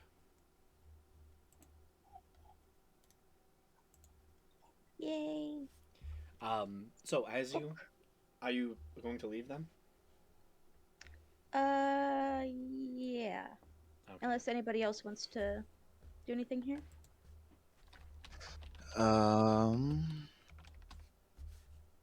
I think. How much was it for the Hill Giant potion? 400. I'll buy that. Easy enough. You can add a hill giant potion to your inventory. It gives you a strength of 21 when you drink it for an hour.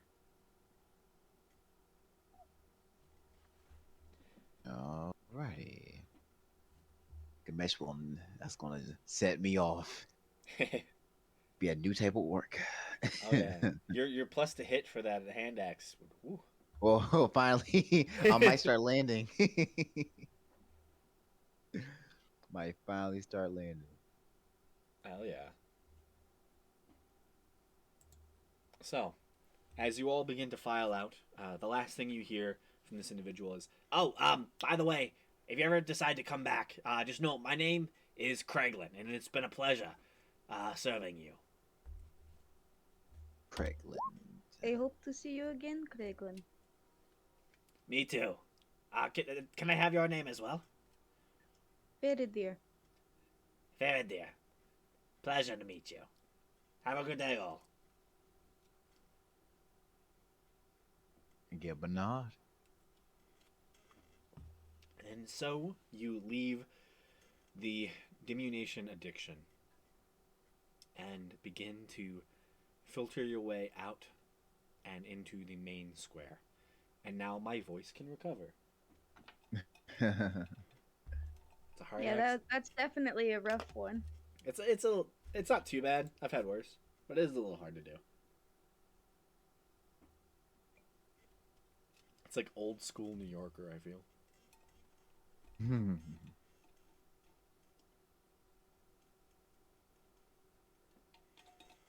So, night has officially fallen as you all begin to exit the diminution addiction and you make your way into the streets of Kalos.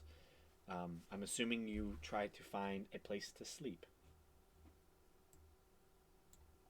Probably Yeah. be good. Okay. Can someone You make find an it and all share one bed. can someone roll an investigation check for me?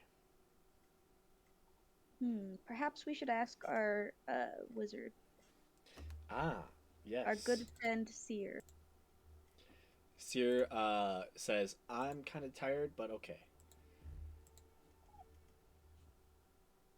With a strange, different voice that you've never heard.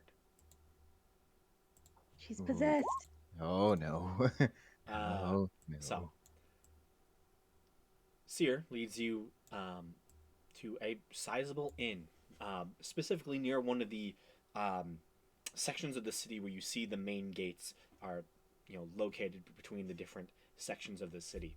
Specifically, you find a section close to the farming district that seems to have a sizable tavern. A singular giant home, standing 40 feet tall, has been turned into a 40-foot tall inn with a giant wooden sign built onto the front of it, almost carved, made it look like it's almost carved into the very stone itself. Where you see the name, Rapid Ants Inn is located. Walking in, it is an immense sight. They have clearly done this place up as best as they can. There is a massive section of bar, one on each side of the structure, each of which is currently, about 80 feet away from the other side of the room. So it's almost like as if two different bars are just set on each side of the room, essentially. There's a singular staircase that has been rickettily placed in the far back right corner that goes up to the second floor. That has been seemingly constructed within the span of the time that Kalos has been rebuilt, and it's not the most fancy place you've ever been into, but sure is fun looking. As you just see a tall, uh,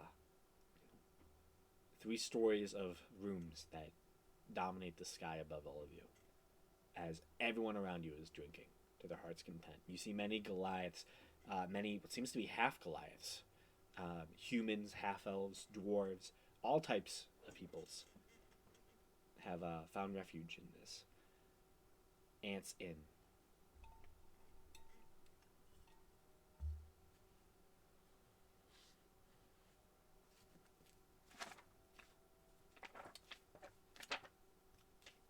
So, just so you know, to stay in this inn per night,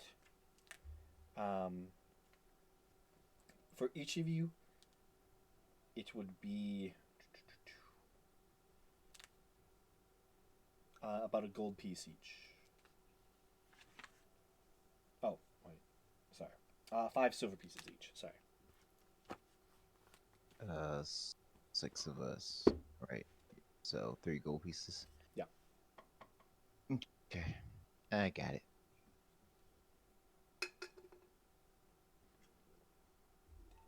Easy enough. So, you were all able to get probably not individual rooms. They're probably, they're pretty booked. But you're all able to get, enough to share rooms. So, 2 to each.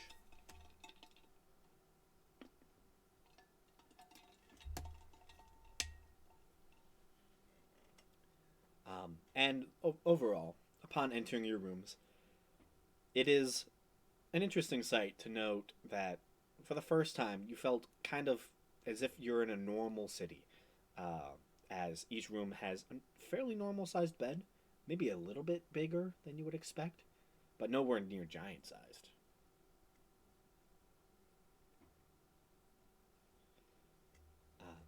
Probably more Goliath sized, if anything.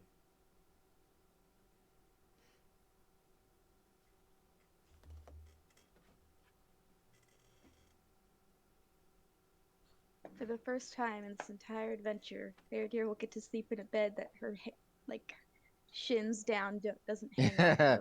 Don't hang off the bed. Yeah. It's actually for Faradir as she slips into the bed, it is perfectly sized. Nice. It's like, you know, Goldilocks. You found it. The perfect bed. I'll take it with me when we leave. So, you all are able to rest up and enjoy your night. Is there anything you all wish to do during the course of the night? Okay, we're at an inn, right? Yes, you are in an inn. Does this inn have a bar? It does. It has two, technically. Nice. Are there any drunk people at the bar? Oh, many. This whole entire inn is filled with drunk people. There are drunk Goliaths who stand, 8 feet tall, and there are a couple drunk halflings. It's a whole spectrum, a range of individuals. Okay. Are there any that are like off in the corners away from prying eyes?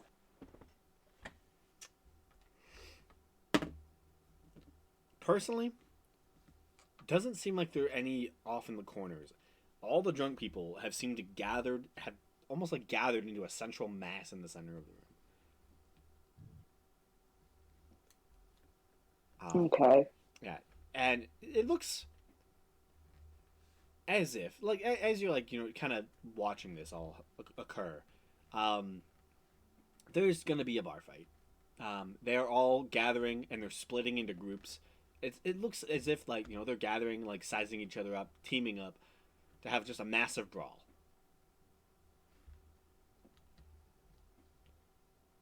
Okay. So I'm taking it that he can see this. Yes. So, do they look pretty angry already? They're getting there. Okay, well, she's gonna hide behind one of the groups, pick something up, and chuck it at the other side. Chuck it at someone on the other side who's about to fight. Make a sleight of hand check. I'm on my phone. Could you roll that for me? Yes, I can.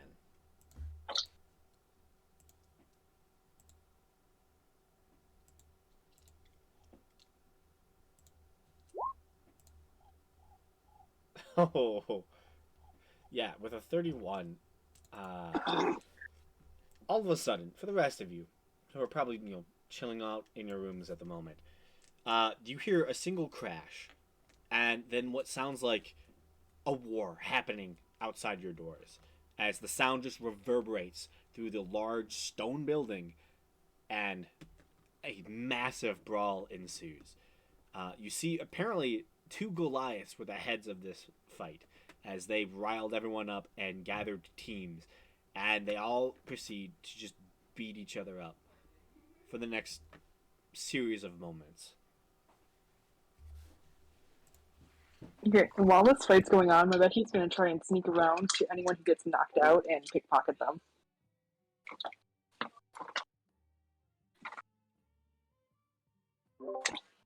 Okay. Yeah, there's many people being knocked out. I'm just gonna roll a stealth and then sleight of hand check for you. It's a 30 and then sleight of hand, natural 20.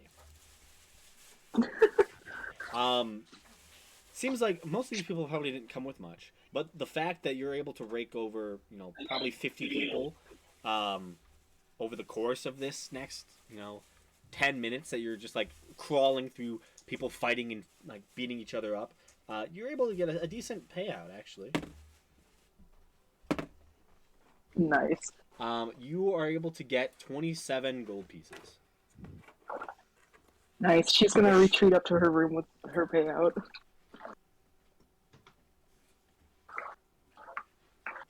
Yeah, easy enough.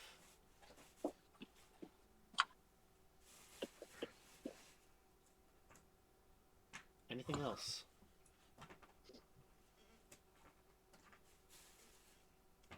Um. Yeah, I don't think there's much. Let me check my items. See what I have in here that would be.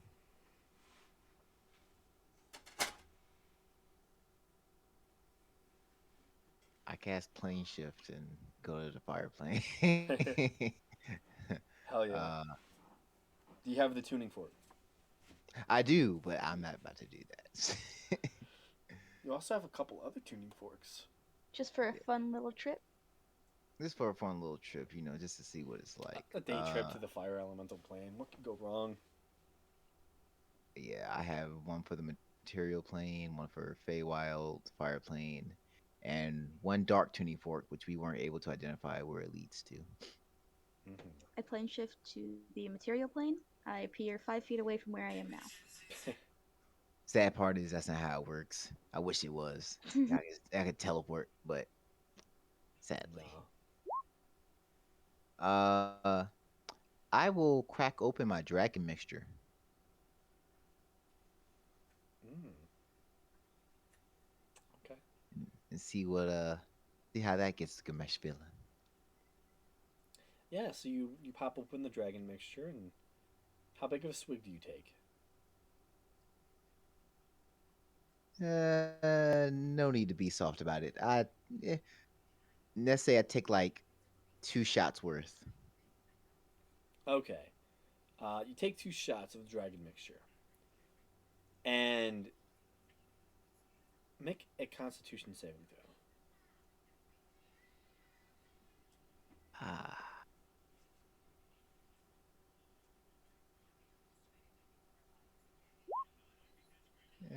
14.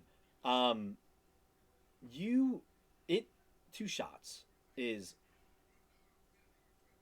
pretty good amount. You do feel yourself, resist an oncoming sickness and an oncoming blackout. But you're at the fun level where it's not too much. So 2 so far has worked out. if I feel that good, I'm going down to the bar. Oh yeah, there's a brawl happening. Do you want to join? Yep. Hell yeah. You walk down the stairs already drunk from 2 shots, and you just look over and you see a sea of bodies just slamming each other. You see just like so many people are just having like a giant brawl, and I'm imagining you just leap out and join it. Reminds me of home. Just make me like a series of 3 athletics checks, please. Okay. 1, 2, 3. Natural 20. Yeah, 9. 15. Okay.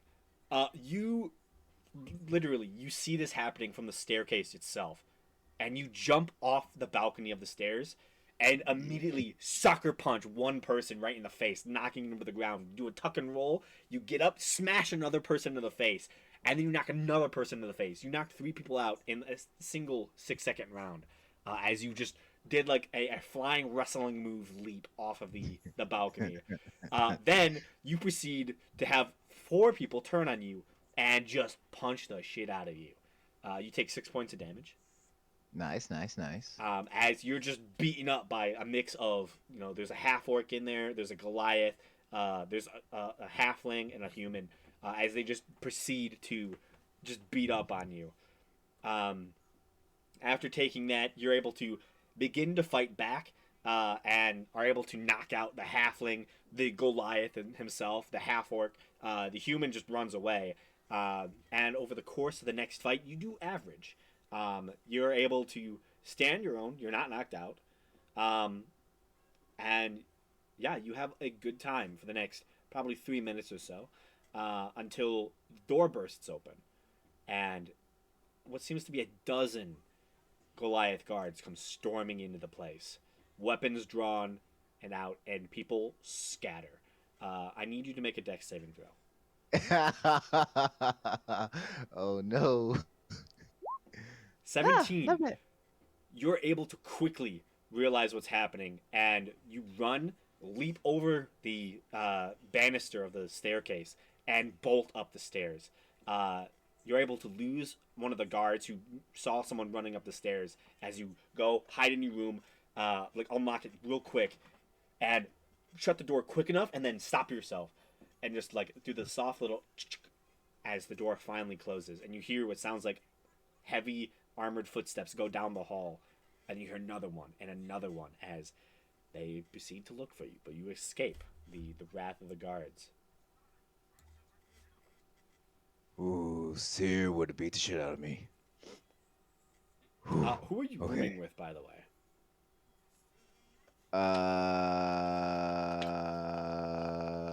I don't know. uh, Probably Belric? Probably.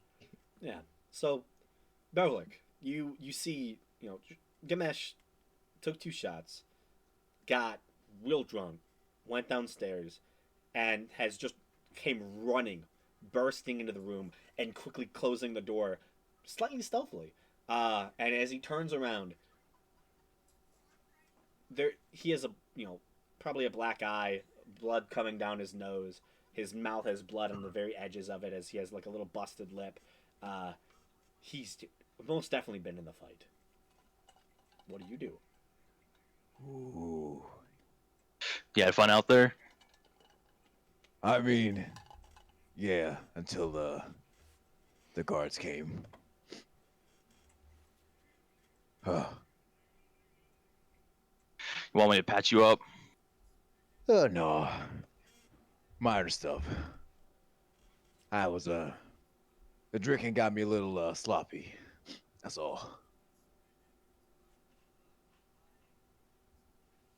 Don't tell Seer. She'll have words I don't want to hear.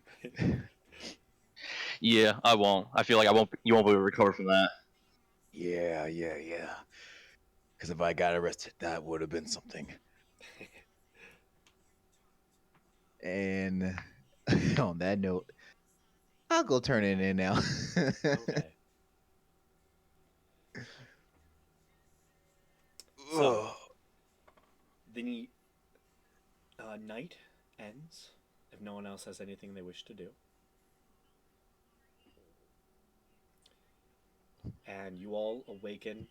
Some of you more well rested and in less pain than others in the morning. Um, so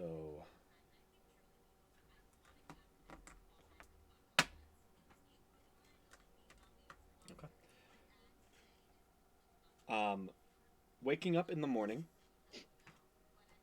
Belric, you wake up pretty early as Ganesh, had a more exciting night, so he probably slept in a little bit later. You hear a knocking on your door.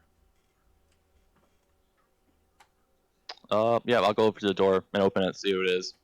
You see what seems to be a Goliath guard currently wearing a half plate with a large battle axe in their one other hand. Excuse me, sir.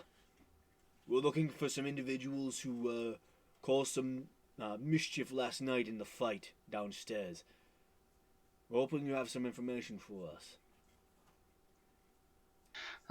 Unfortunately, I don't. I went to my room the whole last night trying to avoid the fight, so I won't be much of help. Okay. Specifically, we're looking for a full orcish individual who leaped from the banister and knocked out 3 people. Do you happen to have seen any orcish individual in any of these adjacent rooms, please? I think I might have saw one a couple doors down, but I'm not totally sure. Which door would it? You have like an idea, like how many you think? I think at least 3 doors down. I believe. 3 doors down on this side. Yep, on this side. Thank you so much for your information. You see, he begins to walk towards that door, walks up to it, kicks it open, and walks in.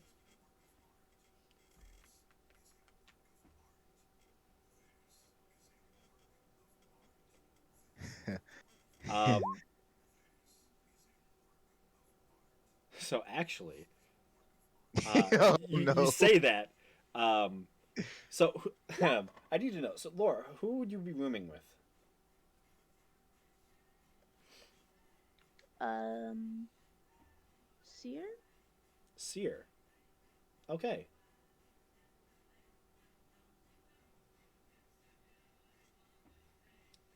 Okay. So you're currently within your room. Currently, prepping yourself. You're just waking up. The sun's just barely coming up. You hear some noise down the hall, but you don't think anything of it. You start to hear some footsteps, like heavy down the hallway. Tunk, tunk, tunk. Well, bam! The door kicks open. You see a fully armed and armored Goliath guard storms into the room. Sorry, I was told there would be a Goliath. Sorry, a full orc in this room. Pardon me. If you see a full orcish individual, please note he is wanted in questioning. He apparently knocked out 3 individuals after leaping off the banister last night. Um, have a good day. And you see the Goliath walks over to the door, begins to close it, and you hear tuk tuk. He broke the lock, so he just tuk tuk tuk tuk. Like trying to fix a bathroom door that won't lock. He just keeps trying to close it, and then he eventually gives up. So the door just starts slowly to creak open, like a couple inches.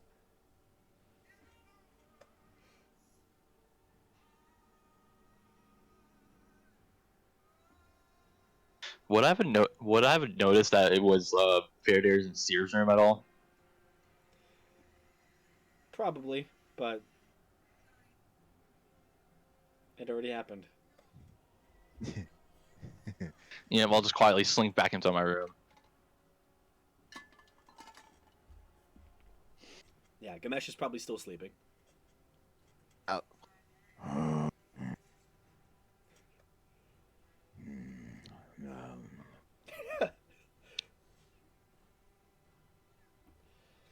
Yeah. So, over the course of maybe the next 10, 20 minutes, Gamesh wakes up and you all begin to fully get ready for your day. Um, yeah. Are there any conversations had? I probably will let Gamesh know, saying that apparently the guards were looking for you, so you might want to lay low and maybe put a cloak up or something. Damn. All right. I oh shit. I uh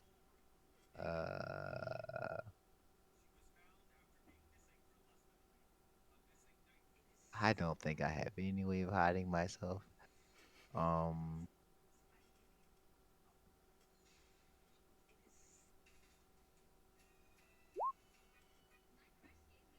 if only we had polymorph. If only. Uh yeah, not much else I can do. I just have to eh,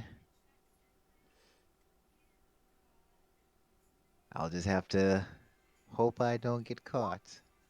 Okay. So, you all gather back together, begin to exit your rooms for the day's events, and begin to head down the stairs. Um, there is an assortment of damage throughout the main chamber from the previous night's bar brawl. One specific thing you all begin to notice is that there's a certain section of banister that is slightly broken. as you begin to head down the stairs. I'm not Um, even going. I'm not even going to pay attention to it. I'll completely so ignore it. are you just walking downstairs normally, or are you trying to hide yourself? Uh, are there people? There's many people. All right. I'm just going to casually walk down and then just kind of move amongst the crowd. Make a stealth check. Just try to blend in. Uh, Okay. what have I? What have I done? So you all begin to head down the stairs, one after the other. And as you're heading towards the door, Gamesh, you hear, "Hey, you, wait!" And you feel a hand clasp onto your shoulder. Um, yeah. You turn around, and you see what seems to be a a half, what seems to be a Goliath individual. Looks to be one of the bartenders. Um, hey, I know the guards are looking for you and everything, but I just wanted to say last night was fucking awesome. Here's your payout from the event, and he hands you a sack. It's a pleasure doing business with you. And he pats you on the shoulder, and he walks off.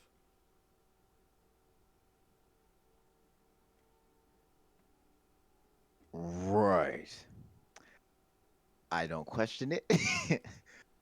I'm just gonna back. I'm just gonna continue walking. Yeah, Back up, turn around, and walk out the door. yeah. You begin to walk towards the door again. You see, a couple guards are currently standing on the edge of the door. One looks at you, cocks his head. I heard what you did. Good job. Right. Right. Crazy night. Hell yeah. See though, All and he right. kind of looks over him at like kind of confused as you begin to all walk out and escape onto the street. I open up the pouch once we're outside. 5 gold pieces. Huh. It seems like someone was entertained by what you did. Okay, well, I'm not getting locked up. So, I think we're good to go.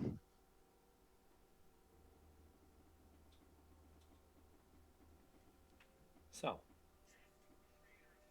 what do you all wish to do? Okay, so Fair got her book. Um, is there anything else that we would like to do? Oh, about the book, could I have started reading it last night before bed? Yeah. Like, not for very long, but just like starting to see what's at the beginning.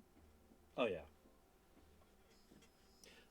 This book seems to be a complete history of the giants, all the events that pertain to the giants, and their current predicament. And um, there are specific chapters that pertain to, um, you know, magical artifacts that the giants have created, and it's a book about giants, their history, their cultures, um, for each of the individual giant peoples, and it's a very in-depth look at giants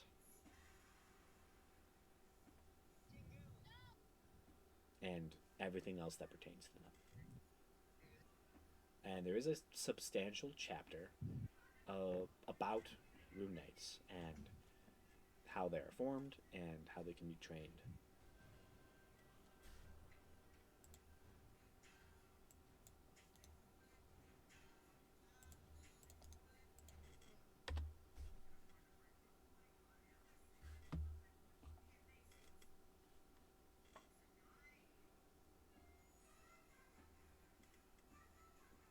So, Very cool. Sorry, I'm on push to talk and I had my hand in a fish tank, so. okay.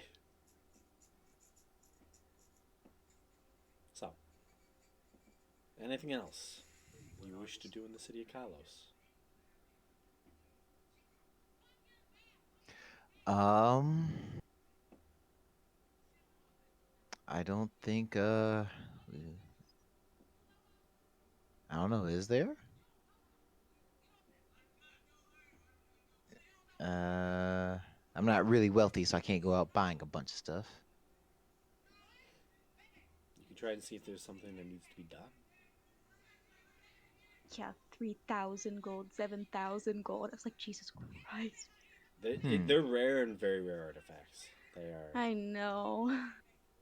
Are But there? we're paying a mortgage. I know. Would there be any? I guess like job bulletins. I'd ask. I'd ask Hell the. yeah, quest time. Yeah, let's just see if We there is meet in something a there. tavern. We go to the quest board. Let's, There's I a horde of goblins I terrorizing a small town. Hell yeah. uh Yeah. Asking around, you would be able to find that there is an adventurers guild within the city. Um, Southern has a large need for people of talent to do things that the army cannot do and normal civilians cannot do. Um, so asking around, you do find located within the Stone District what seems to be a sizable adventurers league that does have outside of its barracks a large bulletin of different jobs that are offered throughout the city and the continent itself. And there is a list, an array of different things that can be done.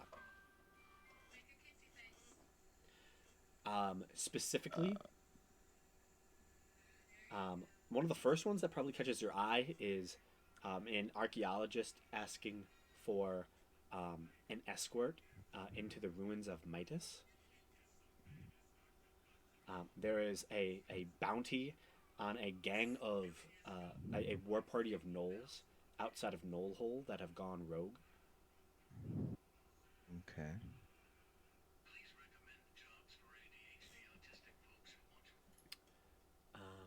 What else? There is in this the town of Mightguard. There is an ongoing issue with strange disappearances that someone is offering money to be looked at.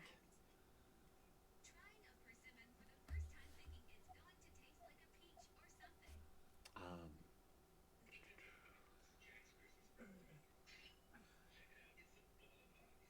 and then the last one you do note is there is a bounty on what seems to be a dangerous, large blue dragon that has been terrorizing um, some of the more outstretched villages and towns and has been a hassle for the kingdom. Dragon, dragon. The ruins of Midas is probably not going to pay a lot, probably only 500 gold per day of research and escort. Um, the Knolls of Knollhole have a 2,000 gold bounty on their heads. That is for the whole pack. So it's estimated that currently there is uh, approximately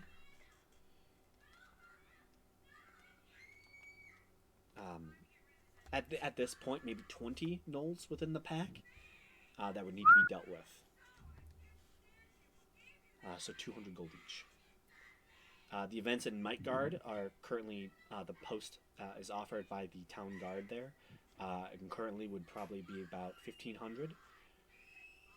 The Dragon Quest is the richest of all of them, straight up richest, being about 5,000 gold for the head of the dragon.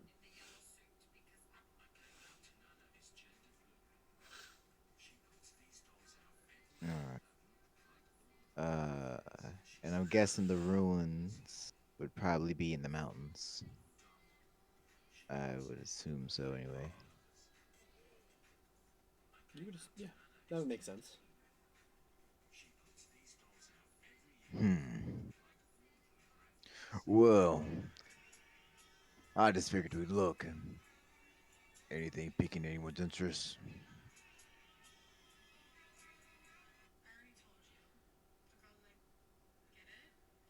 Or we could leave. I mean, I think if there is a dragon, if it has a horde, perhaps it has taken things from here before. There could be things from the giants that the city does not have. but going off that, then that escort might be good then too. Because if these are ruins that haven't been explored, who knows what they'll find. This is true. More or less, I'm not really worried about the gnolls or the missing people. That's Fuck the missing people. Who needs them? Hmm. who needs them. They went missing, that's their problem. This Shouldn't isn't have our got missing. this isn't our continent. This Just isn't our stay found, guys. Jeez. stay found, Josh. No one told you to go get milk, Dad. Anyways, um, So the dragon obviously will give us the most back, but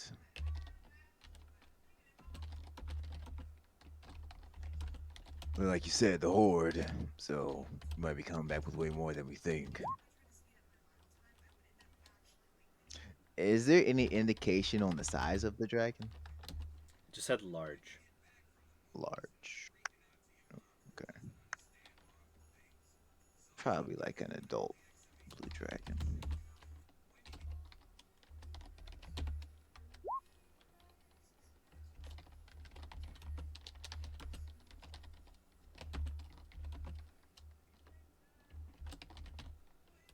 Any uh, any votes?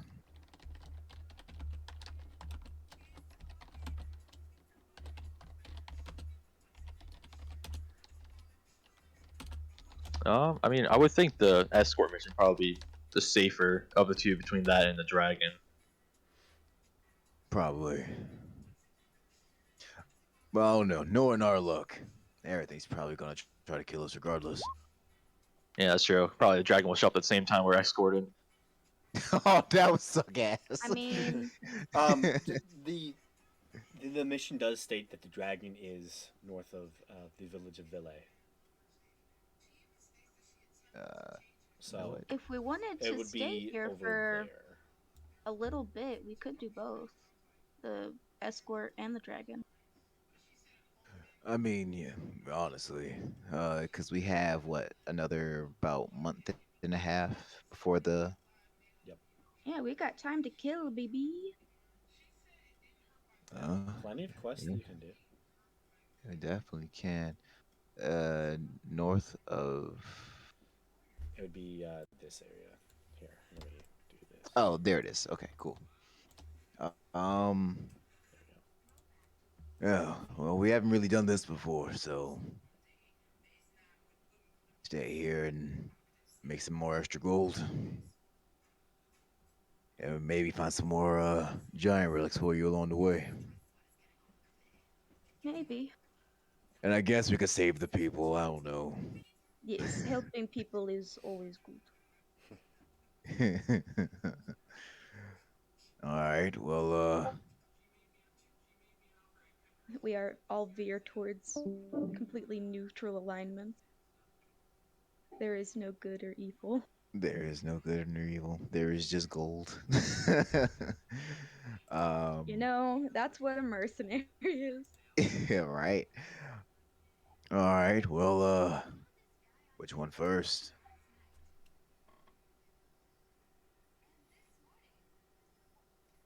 Does it say when the escort is going on? Like, is there a takeoff date? Currently, it's waiting on someone Someone to respond. Yeah, someone to respond to the escort. Mhm. And So how far away is the village? It doesn't look too far. We can get there in like 20 minutes. yeah, the city, the villa. If you were to walk it, it might take a while because there's a lake in the way. Yeah, but Who let's Um, be cares honest. about a lake? and that would probably take a good 2 days, in all honesty. Right. But let's be honest. We know how we're getting there. If Senti is up for it. if Cynthia's up for it, I'm waiting for the day she's just like, you know what? I'm getting tired of you guys using me like this. No more spells for you bitches. You're walking. I'm the cloud and you're not. And Senti leaves us. She, they're waiting for us at the end of the trail for like 2 full days. We're like, oh my gosh, our legs. I forgot how this You have feels. legs for a reason. Exactly. Come on, Mbehi, walk faster. We don't care that your legs are a foot tall. She's just uh, gonna climb on Gamash's shoulders like yeah, normal. that's all she's going to do. I know. It's just Mbehi has to use her rogue sprint at all times to keep up with them. Why sprint all the time when you get She free would taxi service? die. She's carrying so much weight, she would like have a heart attack. Honestly, Yeah, Mabeki has She's a so lot of little. just so much money. so much money, and I But it Uh, had. also like every time she like runs, it's just like a jingling sound. Oh, yeah. It's and like just so you don't forget, I have some of your platinum on me as well because you ran out of Yeah, space. how is Mbehi so stealthy? I feel like none of her it's rolls should every be at advantage. because no one expects her. Like they just like they don't even hear the jingling. She's that quiet. It's just like all of a sudden, all of you hear just like ching, ching, ching, ching, She, and all so enemies hear is she's filled nothing. all of her money bags with cotton to keep them from clinking against each other. Each individual Hey, piece of no, she like tapes It's a cotton to each muffler. individual piece of gold. So Yeah, each she there one you is gets go. covered in cotton cotton. balls and stuffs the coins into each cotton ball. Hey, that's one way to do it. um, Okay, so I'm thinking we get a hold of the people um on the escort and say, "Hey, we'll do it in 5 days." And that, or not 5 days, like 2 days or something. And that would give us plenty of time to go to the village and, or, wait, now no, remember, wrong thing. we Yes, go may. to the village and get the Vil and get the dippa dippa words dragon. I feel as though we shouldn't give them an exact time because we might have to find the dragon. That's true. We could say, hey, in a few ish days, we will be your escorts. Yeah, Um, we'll let them know that we we're are. calling dibs. Yeah, we're calling dibs. Don't let no one else take you. Just put your purse on the listing so nobody else takes it until we get there. Okay, so get in contact with the escort first. Yep. Okay. We just Uh, immediately scream, escorts! escorts. escorts. Okay. There is information how to contact the escort, who you would be escorting. Okay.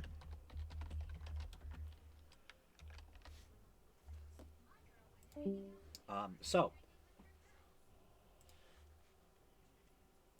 you all begin to track down that individual and the information that they provided. You find that it leads you to what appears to be a kind of like small, um, actually, for one of the first times you've seen it, an independent home that doesn't seem to be originally built by the giants. You see a small little, like almost like personal, like part wood, part stone home has been built in like a small section of square that probably was once fairly open, but City of Kalos has plenty of open space, so they kind of just filled it with a nice section of homes to fill the area, and you find a single one that um, fits your need.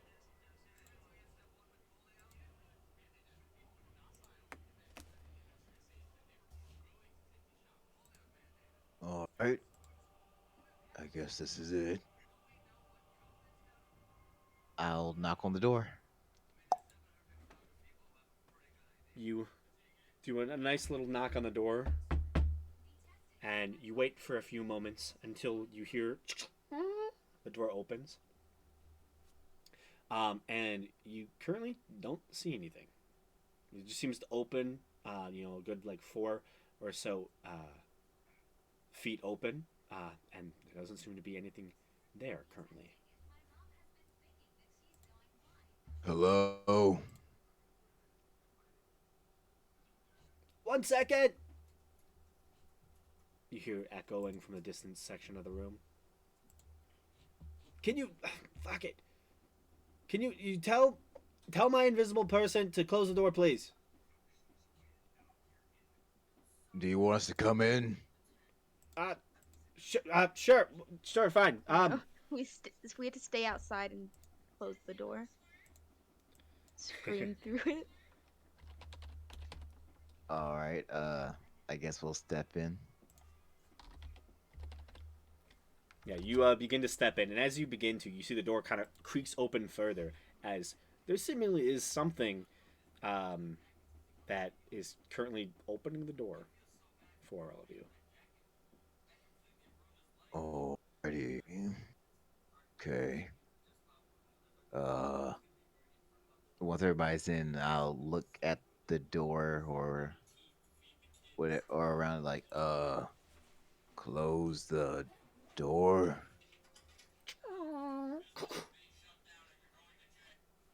You hear the door and see the door close. A few moments later, you see what seems to be, there's the immediate chamber that you open up into is like a nice, soft, entrance, like um, entrance space. Immediately to your right side, there seems to be a small, low-lying round table. You see a bunch of soft, cushiony couches and chairs are set up in that space. And currently, you see in the middle of the table, it seems to be a nice tea set. And immediately, you see one of the sections of tea, like pots, is lifted up, and you see something invisible currently pours out 6 cups of tea for each of you, 1 for each.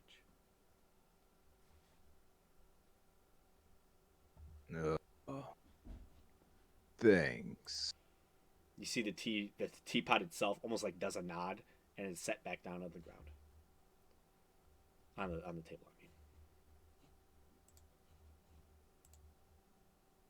All right. We're here about the escort request.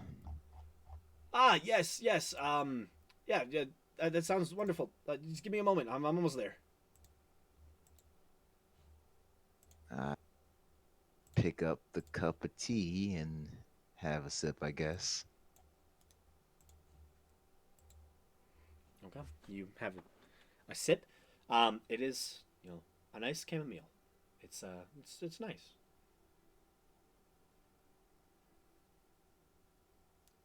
Uh, what's in the building? So far, there seems to off on the right side after the entranceway. There's the nice little sitting chamber. Just ahead of where you first entered, there seemed to be a short hallway with a couple different doors that head off in different directions. But this seems to be like a soft little, almost like a living room. You see a little bookshelf is set off onto one side. It's very, very cozy. There's the bookshelf. There's a small little crackling fireplace. It is just a very cozy home.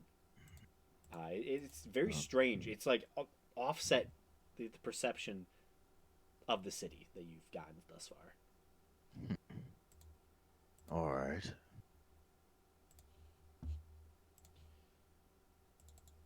Yeah, and you wait a few more moments as you sit down and enjoy some tea. Eventually, you see coming out from the hallway near where you first entered, a floating table of snacks arrives, and you see small little,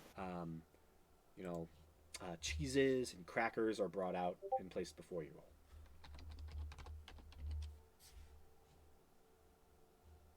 I'll partake. Oh yeah, it's delicious. It's very good stuff.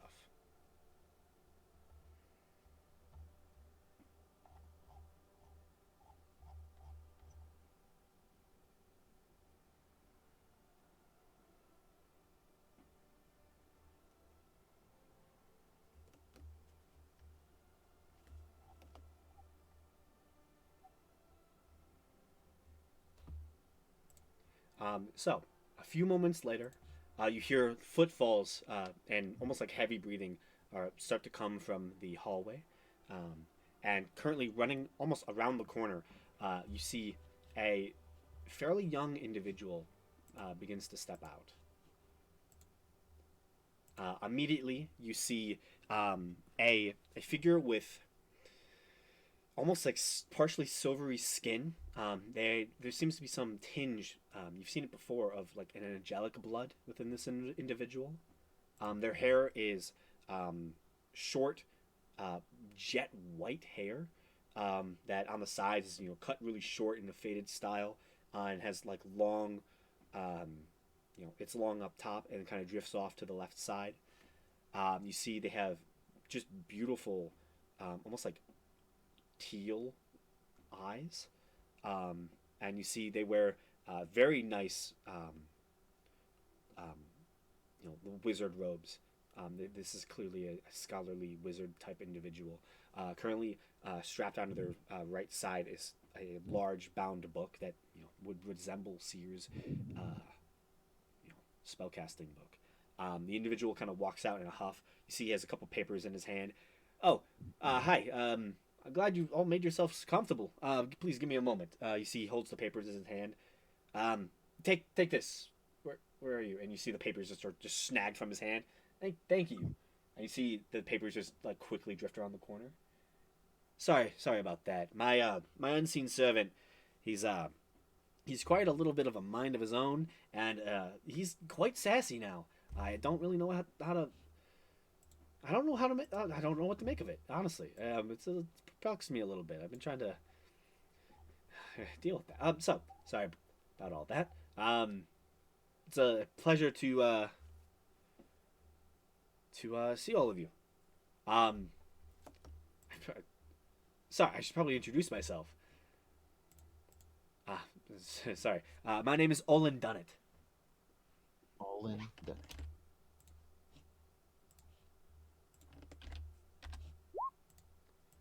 His first name and his last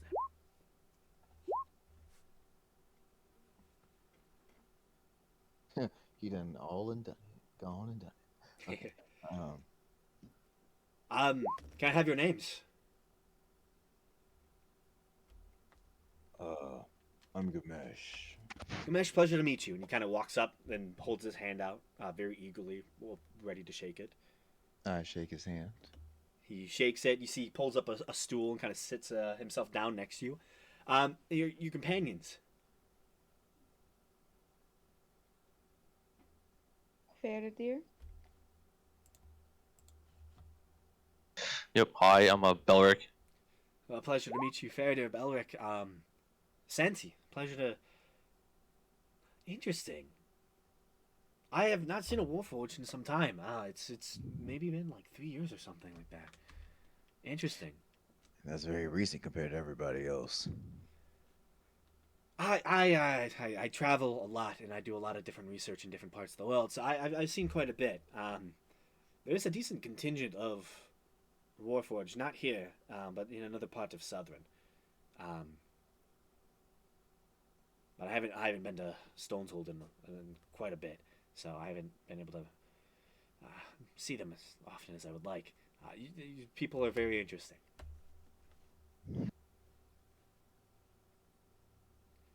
Well, I Um, introduced Seer. yeah, Seer and Nebehia as well. He greets all of you very warmly, welcomingly, and he seems very excited. Um, so you all saw my post. That we did. Wonderful. So yeah, a little bit about the position. I plan to go to the city of Midas. I'm a scholarly researcher. Specifically, I'm trying to collect lore about different areas of the world and the continents. And currently, my research has been delving a lot into the sky cities themselves. They're quite interesting. And the city of Midas is a very interesting one because it was alone when it fell. I'm doing a lore drop. I do that quite often. Essentially, we'd be moving through the Ordning Mountains. I think there's. I've done a little bit of preliminary research. There's a place north of Hollow that'll take us directly in, and we can get close to the place. It is quite a journey. I think I had the post up for the past 2 months. Um, so if you don't feel like journeying through the mountains, uh, that's fine by me. I know the Ordning Mountains can be a bit daunting. All in all, I expect the journey to take roughly maybe 4 or 5 days, depending on if we encounter anything. The mountains are known for being slightly volatile. There's giants. There's just dragons can sometimes live there. There's everything. Just lots of stuff. Well, good. You already know what we'll be facing. What did we? Any ideas what's going to be in these ruins?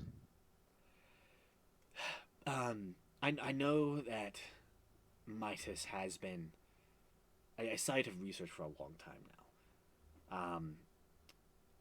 At first, I originally didn't want to come to Kalos. Um, Originally, I wanted to, begin my research in one of the city states in the north.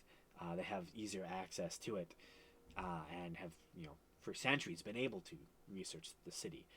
Um, but they didn't. I they don't like me. Um, just to put it out there. So they didn't allow me to join them. Specifically, though, while they do a lot of research at Midas, there is a spot I believe they might be overlooking. In fact, I'm fairly confident they aren't looking there. Midas was, from what I've gathered, a research facility, and there's a specific place of Midas that has caught my interest, and I believe might hold some very interesting secrets of the city.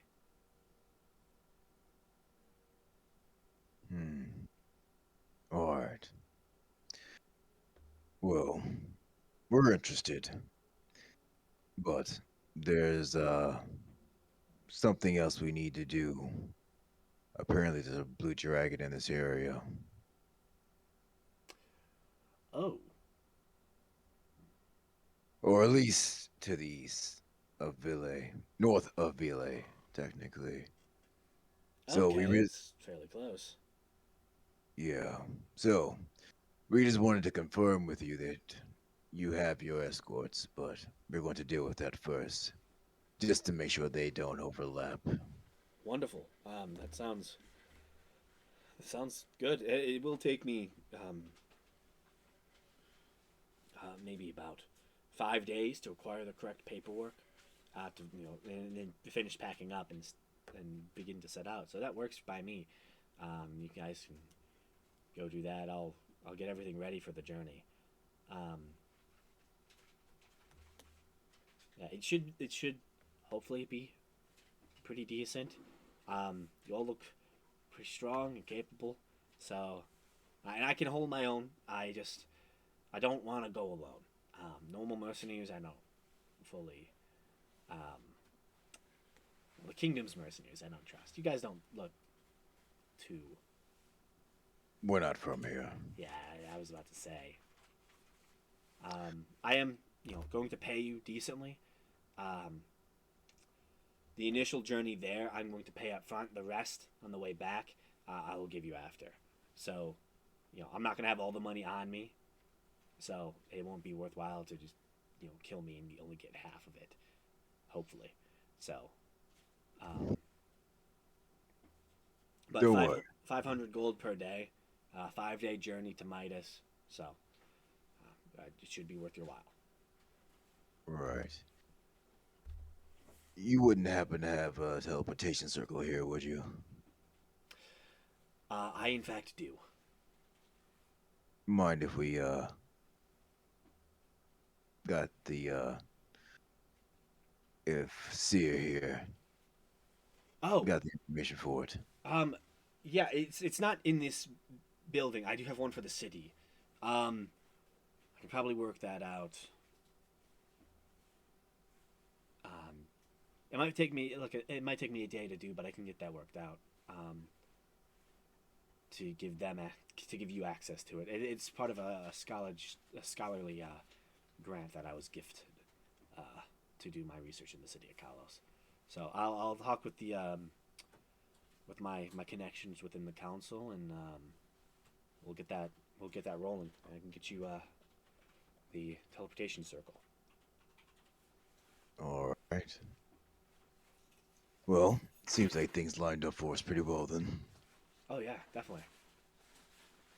Is there a name that your troop has that I can write down for my records and send back home? The avant-garde. Avant-garde. Okay, he writes that down. You see, he holds the note out to his right side.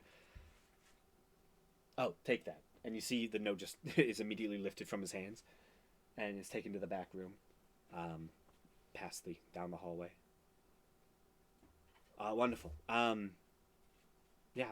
Any other questions for me, or otherwise I'll let you all be. I have seen your faces now, so I can send you all a message whenever we need to talk. All right. That should work. Sounds good.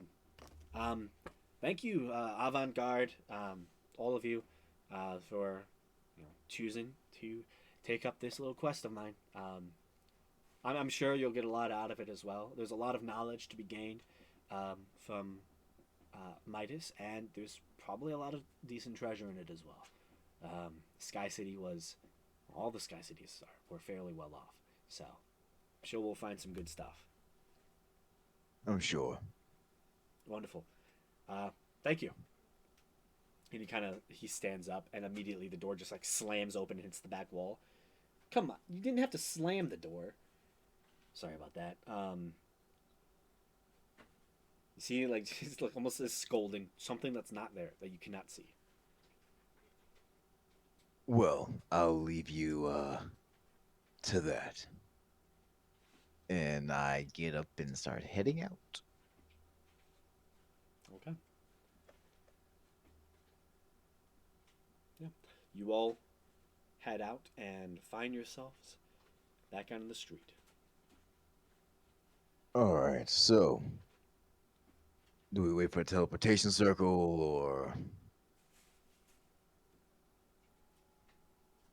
gives us another means of getting back here pretty quickly?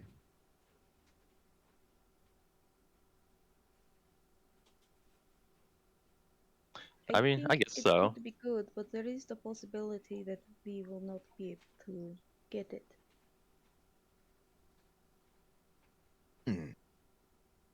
I guess that's possible.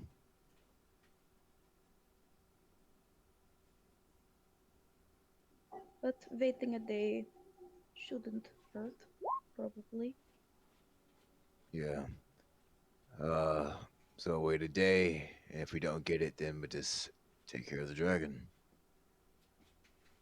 Senti can teleport through plants. We have so many means of travel. Yeah, it's almost like high levels. Everything is opened up to you It's almost like that. all. Nah, that couldn't possibly be. Okay. Wait, what is the what's that spell that Cincy has in it? That's the it's not tree stride. Tree stride is the small one.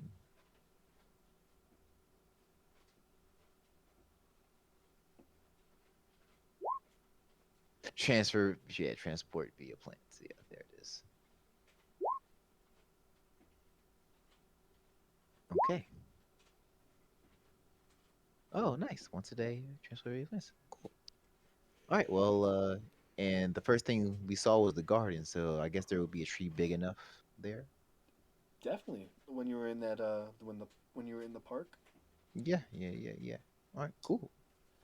All right. Well, I guess we can still wait for teleportation circle, but regardless, we have a way of getting back here quickly. Uh, so I guess we just kill time for a day. Easy enough. Seer is led into what seems to be a sizable, um, almost like mage college within the city of Kalos, within specifically the what was it again?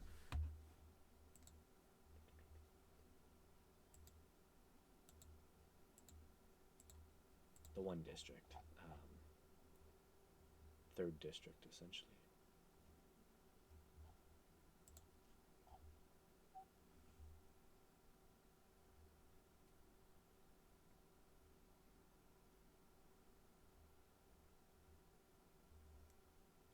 Oh yes, the cloud district, the sky district. Um, and she is let um, in and is able to memorize another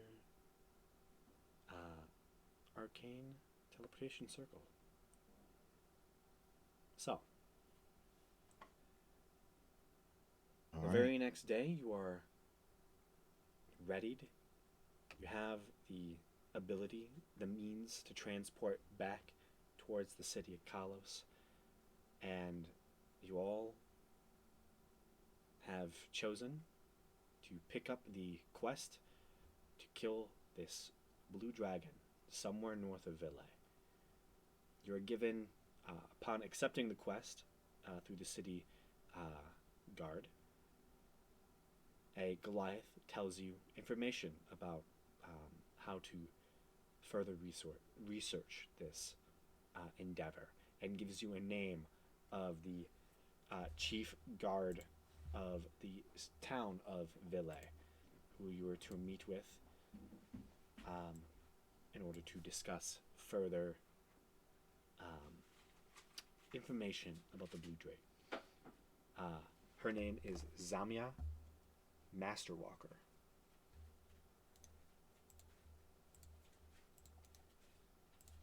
Zombie.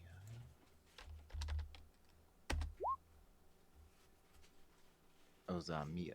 Zamia Masterwalker.